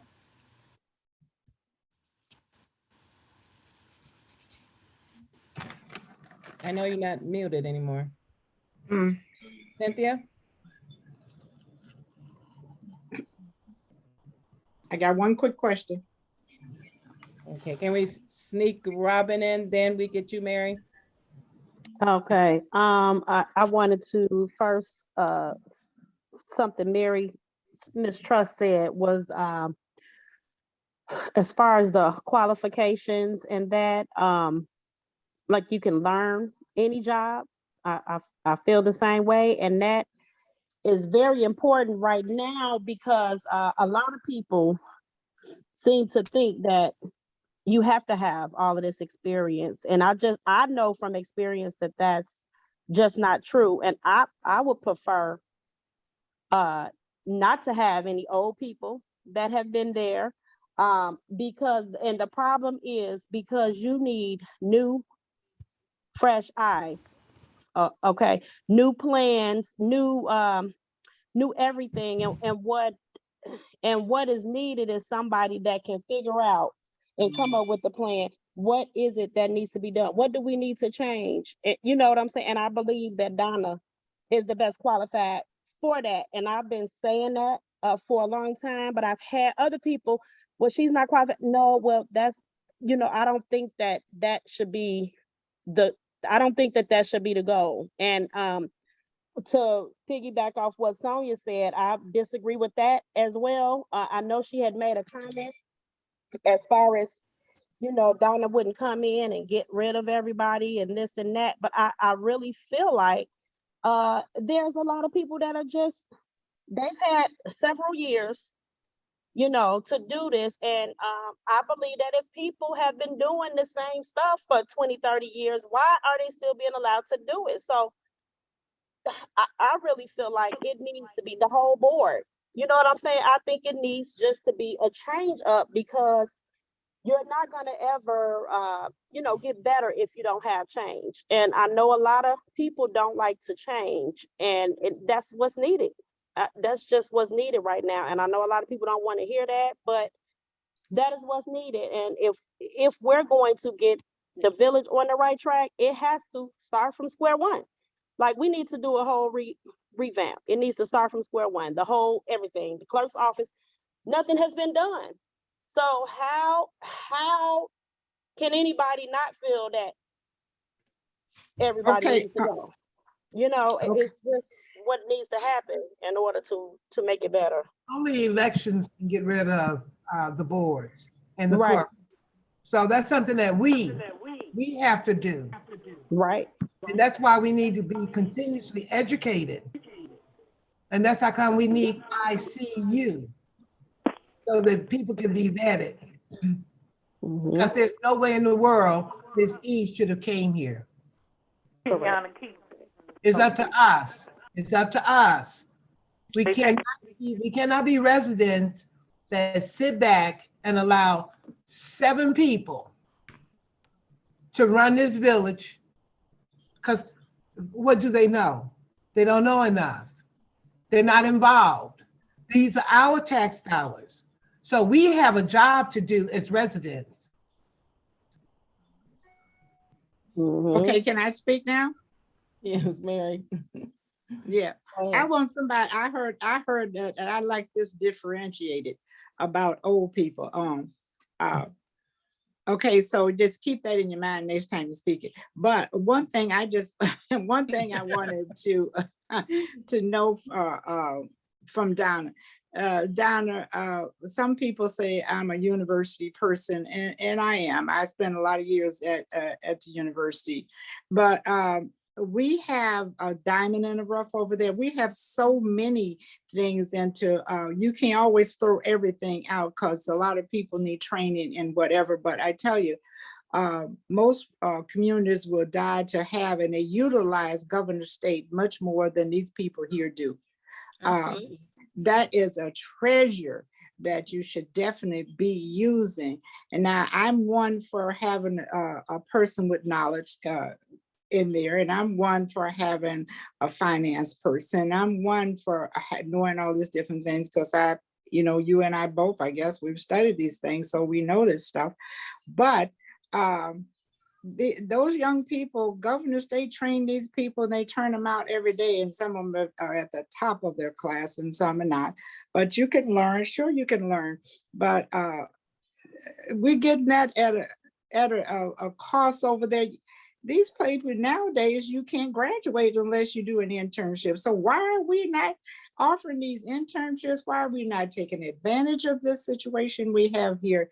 I tell you, we have no idea how much we are missing here, because we have people in office that don't know any better. They don't know anything. Governor State, well, Millie, let me finish, please. Governor State would not hire anybody at the upper level without having that student senate, having all kinds of representation, also on the interviews of anything that come into here. We hired a village manager, and yet there are avenues that we could have used to go out and interview these people, pre-interviews for them. We could have had all these things that you're going to, they could pre-interview. There are professional people that can do that. And the village village, there's not one citizen gets to sit on anything in this town. And yet we don't understand that we pay the bills in this town. Now that's all I'm gonna stay, and I promise you, I'm gonna sign off for this thing. I gotta go back to class, study my stuff for my class.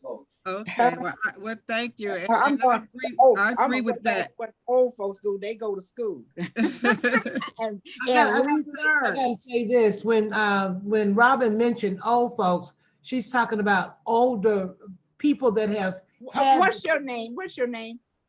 Oh, no. I didn't know she was talking about me because I wouldn't dare do that, Miss Trust. You thought I was talking to you, calling you an old folk? No. Don't you talking have about any humor at all? People that have already been in the position. Yes, I'm talking about. I know that, Millie. We don't need to have it. That was supposed to be a humor. Millie, cut it out. Let me comment on the governor state. I agree about the utilizing the governor state more and its students for internship in the village. I can say that they have been offered that, but the problem is a lot of them are intimidated by the knowledge that they have, and intimidated that they're going to come in and say something better and it's not their idea. I wouldn't care. I utilize everybody. I would do research. I would use Divine when he was getting my husband, when he was getting his master's degree in public administration, he went to the village asking to do an intern. So he went there asking to do an internship and also volunteering to help get the finance department together through volunteer, not even getting paid, after he left as a treasurer. So he went there and spoke to manager E, and he never got a response back. So I believe you. It was offered, and a lot of the other people have offered it. He is a part of one of the fraternities at the governor's state, which is the public administration fraternity, and for assistance and internships, and they want to find some internship. That's part of what they job. They have their class. They have to do an internship in order to complete their master's degree. So, I want to tell you, we do. Yeah. So he had to go to other communities to get that internship. Exactly. All the rest of them, but they should be right here. It should be first choice right here in University Park. But because they are afraid that someone will come in with more knowledge and see something and do something, they don't utilize that. That wouldn't be me. I'm fine. Like me and my position and my roles, I'm fine with knowing my position. So like, even like Robin was like, I tell what Robin with the baseball organization, as the secretary, I'm the secretary, and I make sure that as the president is the president. I'm with making my president look good. No matter what I do on the side, I might do 1,000 things or anything that I get into. I'm going to make that sure that person is going to look good and that organization is going to look good because it represents me as well. Do I care if someone else gets all the accolades?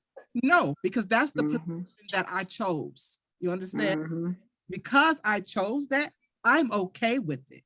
That's they're not. They're intimidated by it. I'm not intimidated because I feel that I could do whatever I need to do. That is the key. And you know, that's what I want to hear. Very good, Connie.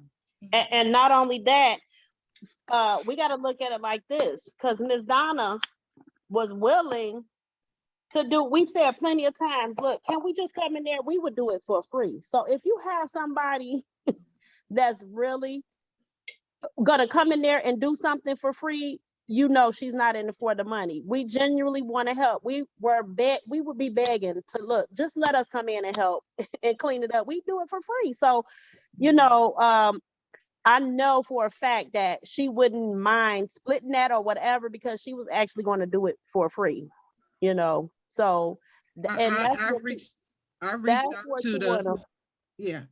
out to the clerk years ago when she was sick, going through her sick spell with cancer. I reached out to her and said, I kept hearing all these issues with the foyers, everything is, she behind on this, behind on that, and that she has been sick. So I felt that, okay, I'm going to reach out to her and volunteer and say, I will help you, which I said, I will help you get everything up to date. For free. I will volunteer my services and do it for you. You don't have to say anybody, let anybody know. I know you guys can't tell me the proprietary stuff, but some of the other stuff, I know I could have went there to help, get some type of, or anything, or sending something out. I offered that to her. She was intimidated the fact that she thought I was going to take her job. I said, I didn't come asking for your job. I came asking to volunteer to help you, so you wouldn't continue to get the backlash that you're receiving from the residents. And I know that you have been sick, but because of that fear, she said no. I could only, that's all I can say. I could only offer, and if they're intimidated by it, that's something. But I wasn't trying to be no clerk. I still don't want to be no clerk. So believe me, that was what I'm trying to do. I'm trying to help her get it. And it's even more The important. residents get their FOIAs. I'm trying to help us with those executive meetings, those minutes for those executive meetings that she hasn't put out there. That's what I'm trying to do. And this is what I know, that you know, if it's, I believe it's just all about corruption too. It goes beyond that, because they don't want things being exposed. And when you have somebody that's constantly doing that, they got something to hide. And that's another reason why, that's the reason why everybody needs to go, because they're going to keep doing that. And we don't need that. We can't progress with that. Yeah. So it's my wishes and dreams. I pray on it every day, because I don't want to live out here like this. And I just believe that as Black people, we can do better than that. Everything don't have to be stolen, and people can work together and be great. And, you know, it's just not being shown at all. And it's just ridiculous that people want to steal from a village that is broke already. I'm just completely in awe about that. Right. Well, can I just say good night to you, good people? Good night. Thank you. Good night. And if you mistrust, so I know Lilita's gonna say it. That if you know anybody you want to recommend to be on for the next couple of weeks during our Black History Month, that we should be interviewing, talking to someone that we should know. All right, Lilita, I took your thing, but just to make sure you send us an email or let us know, because we want to ask them. We want to know all our residents. So if it's somebody that you feel that we should know, let us know. Yeah, it's submitted in the email address. Submitted upcommunityzoom@gmail.com. Submit the names. I know a couple of them, you know, that we also put in there. Okay, now you know what? I'm going to leave you with, and this summer, get to know your neighbors. Plan to have a block party with someone. I'm not saying you have to dance in the street, but get to know your neighbors. That's what the block club is asking everyone to do. Get to know your neighbors by having a block party. All right. Yep. Bye now. Bye, Mary. Good night. Thank you. Is Cynthia still, can we sneak her in? Cynthia Hill? I don't see you muted. But yeah. Cynthia there? She might have stepped away. Can I ask a question of Mary? Oh, she's off already. She is. But what about our guys? Okay, what do you want? I was just gonna ask a question of you, Mary. Do you designate a particular block or blocks to maybe set up a schedule? Do you designate maybe Amherst can do it on this, you know, so that they can get busy, or maybe Regal Farm can do a block party? Do you designate, or how does that work? Okay, it works like this. You just get together and have a block party. You can have it by yourself, or you can have it with the other neighbors in your block. I've had one or two here, and my neighbors asked me to have more. And all I did was just got together, and you have to go to the police department and get from the police chief, you get permission to block off your street on the date that you're going to have it.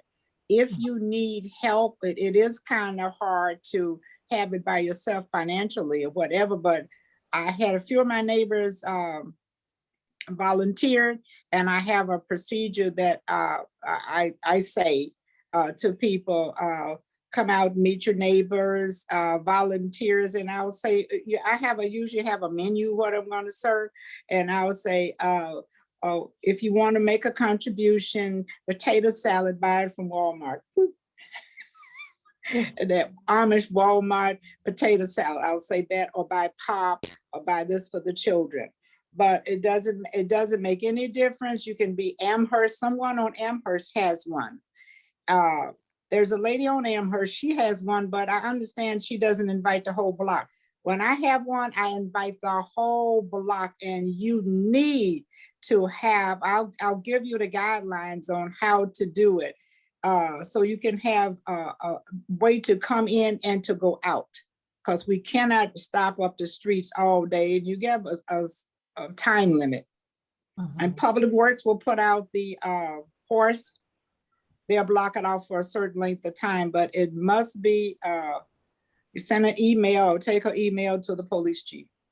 Okay, thank you so much. Thank you. Oh, For you're so welcome. But I recommend that you get together with someone on the street and have it make it less expensive for you. Oh, of course, of course. That's a block party, Yeah. not a Millie party or a Mary Well, party. some people do it by themselves. You know, you get somebody that like to cook or whatever, think they're the king of the block and can cook. And like somebody else I know, I won't call no name, but he cooks and he likes to cook, so go right ahead. We joined in. He had the best hot dogs, he said, in the whole world. So if some people can do that, that'll be fine.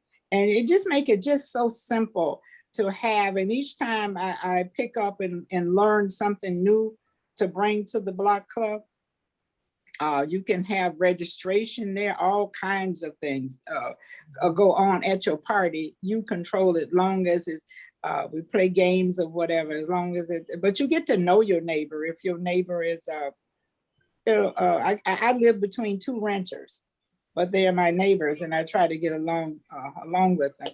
And my one on the north side of me, I really get along good with them. Okay, thank you so much, Mary. Nice. Oh, you have a good evening, Millie. All right. Thank you. So how about our guys, William and Reginald? Since I can't get Cynthia. And I don't know who's 1339. That's Cynthia. Oh, is that Cynthia? Still muted. I know Cynthia was trying to do one last summer. She was trying to put together a block party, and I know she had a flyer. So I think that might be what you start with, Millie. Maybe go. I've seen them come, with a flyer and ask, have a date and a time, and ask, would you like to participate with us? Like that. And so somebody would come up with a date and time, and they go to each person's house and ask them if they wanted to participate and what would they like to provide and how they wanted to do it. Did they want to come out on the street or be in their, in their yard, or and then you get a feel for what everybody wants to do, and you already have the date made up, and they'll let you know yeah or nay if they can participate. Oh, well, we're gonna have a lot of parties in University Park, but so I want to remind people too, like Donna said before, this is the whole month of February, so if there's any more names that we can submit in. There's a lot of people, like we know, in University Park, so drop their names in to the email address or contact Donna or Millie Morgan, and we can find out some more people who are someone we should know. I think on the 23rd, we have Matthew Simmons. Oh, okay. He's his stage name is Mac Red. He's a comedian. Yeah. And he's going to be having a show. And I would think it would be so wonderful if we would all get together. All work and no play makes all of us dull. But to 23rd, when is the show? the show is March 18th. And it would be so wonderful. The tickets are very inexpensive, only $20, and it's through eBright. And I think it would be fun if we all got together. And you know what? It would be even nicer if we purchased the tickets so that we can all be together. Okay. All be together.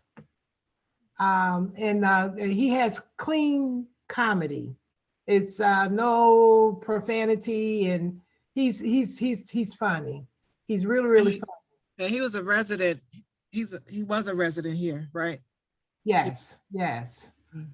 They used to live at the end of Black Hawk, across from the school, right there on Black Hawk, across from Paul O'Leahy. His mom used to.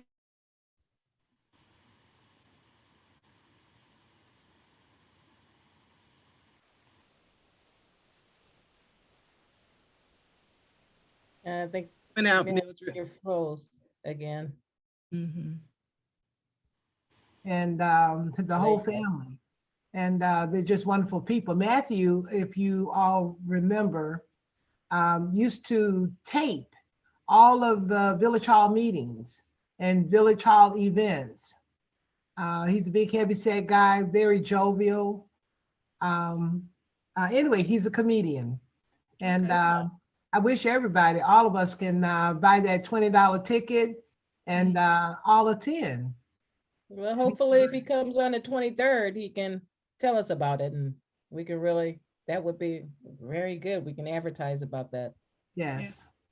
Yeah. So Maybe he'll give us a little comedy. Right, yeah. He can give us a sample show. So last call for the guys. If the guys want to say something, William, Mr. Randolph, and I know you haven't heard your voice in a while. I'm just enjoying the show. I'm just enjoying my popcorn here. Oh, all I can say about Donna is wow. Right. That's I guess all I can say is wow. It's good to know. Okay. Yep. Well, thank you. I like to say thanks, Lolita, for hosting. You know, it's good to have you go and someone else take over the reins. You're great at it. You might. Okay, you'll be back next week, please. But thank you. I was honored. And I thank all of you all for the comments and well wishes and all that stuff. I just wanted to, like I said, I'm more humble. I don't usually do this. I don't put out my information like this. So I just, when it was asked, I just obliged in a way. Humble if you do say so yourself, right? Say it again. You say you're humble if you do say so yourself, right? I am humbled to hear that. I don't talk about everything that goes on in my life, or people don't really know. Even some of them don't know all the stuff that I have done. But when it was asked, I felt that it was okay. I didn't have a problem with it. Sometimes you gotta just do it. So but I am humble, but I'm humble from the comments as well. So I appreciate those. And it's good to be seen. So a lot of times you do things, but you don't know that it's actually being seen or recognized. So I appreciate the recognition and actually being seen. And like I said, I'm here. So thank you. And we're gonna keep you here. I see. You for being the hostess. You did a wonderful job in interviewing her, and you kept everything really, my cheeks are tired from smiling. I've just been smiling and smiling, and it's not too many things that upset me a little bit. I haven't smiled this much in a long time, and it's a wonderful feeling. I love it. Well, good. I love it. Thank you so much, Lolita. No problem. All right. I think we ended it. Okay, I think that's it. Anybody else have anything to say? Are we gonna hear anything from the Sergeant of Arms? He didn't have much work to do today. nor last week. That's because I was doing all the work at work. At work. I was in and out, but hey, it was pretty good. I like Mr. Randolph. Wow, Donna, you all right. Thank you. You're an awesome person, you know. Yeah, I think we do need you in the village doing something. But we all need to do something, but we need you to be the village manager, counting that money, whatever. Just straighten it out. Yes. You get in there and you know you got all the help you need. You're here. Said You're here. Yes. whoever's the village manager needs the help of the trustees to support them. So that's the thing. So that's why we have to work as a team and find some good trustees, that candidates that want to run, that can help get things together. Because it wouldn't be just me. It would have to be a family, a community, and that would consist of you all as well. So whoever gets in there for trustees or village manager, it still has to be a family, and we all have to work together. So that's what it's for. Can you just name those states again? And if you did run for or apply for a village manager, we want you to work it like you work the West Coast. Can you name the West Coast, the different states? The states was, so it was everything except California. So the states where I gotta remember myself. So it was Washington, You Oregon. said Iowa, that's mine, Iowa. Right, hold on. Why I'm gonna get it because I have to go. So I'm putting Washington, Oregon, Nevada, Arizona, New Mexico, West Texas. I wasn't all of Texas, it was West Texas, which consisted of El Paso and can't remember the other one. And then Colorado, Utah, Idaho, Wyoming, South Dakota, Iowa, and Nebraska. So I control all of those states with all of their DSD, which is direct ship delivery products, which is all the frozen products, all the dairy products, the bread, Frito-Lay, anything that was like specialty for that particular market. Each market has special items that are known for them. Like brings is here, we're known for all that popcorn, the Garrett's popcorn. Each state has their special thing that they're known for, in charge of all of those local items as well. So. Wow. Okay. All right. Thank you all. We'll see you next week. I don't know. We're gonna work on, once we see some submissions, and we got 2 submissions for next week. So if we have any other submissions, or if you all think of some, please let us know. Send it to u.p.communityzoom@gmail.com. Right. Hopefully it's I thought somebody was saying, I don't know if we have any historians in the community. Like I said, I wasn't one that walked with Dr. King, but maybe somebody have, or yeah, things that they could talk about. That'd be great. I'm trying to get President Obama, okay? I know, right? And then remember for March, that's what we're gonna work on, getting the candidates that are running. I was on yesterday or the day before the Will County Democrats meeting, and I was on that meeting, and I sent out an invitation because they had all the people that was running in Will County on that meeting. So I sent the thing through chat saying those that are candidates and want to join our Zoom to reach out to me, but I haven't heard anything yet. So I'm going to send some individual emails to them to try to get the ones that are going to be representing University Park to join, so we can make ourselves known. Did the mayor and Trustee Karen participate? No, they did not. They were not on. Also, I want to just remind people, I'm going to be sending it out to everybody and putting it on next door. But the 28th of this month, let's not forget Governor Pritzker is going to open the door for meetings. Right, I seen that. Yes. Yep. So the meeting. That's going to be very interesting because our dear mayor won't be able to hide behind COVID. He'll probably find a coattail he can hide behind out of all the females that he hang with. But he will no longer be able to hide behind COVID. And I will be posting this video on Nextdoor like before, and then also on YouTube. Very good. Very good. Good. All right, everyone. Okay. Till next week. This is Till next week. Have a good evening.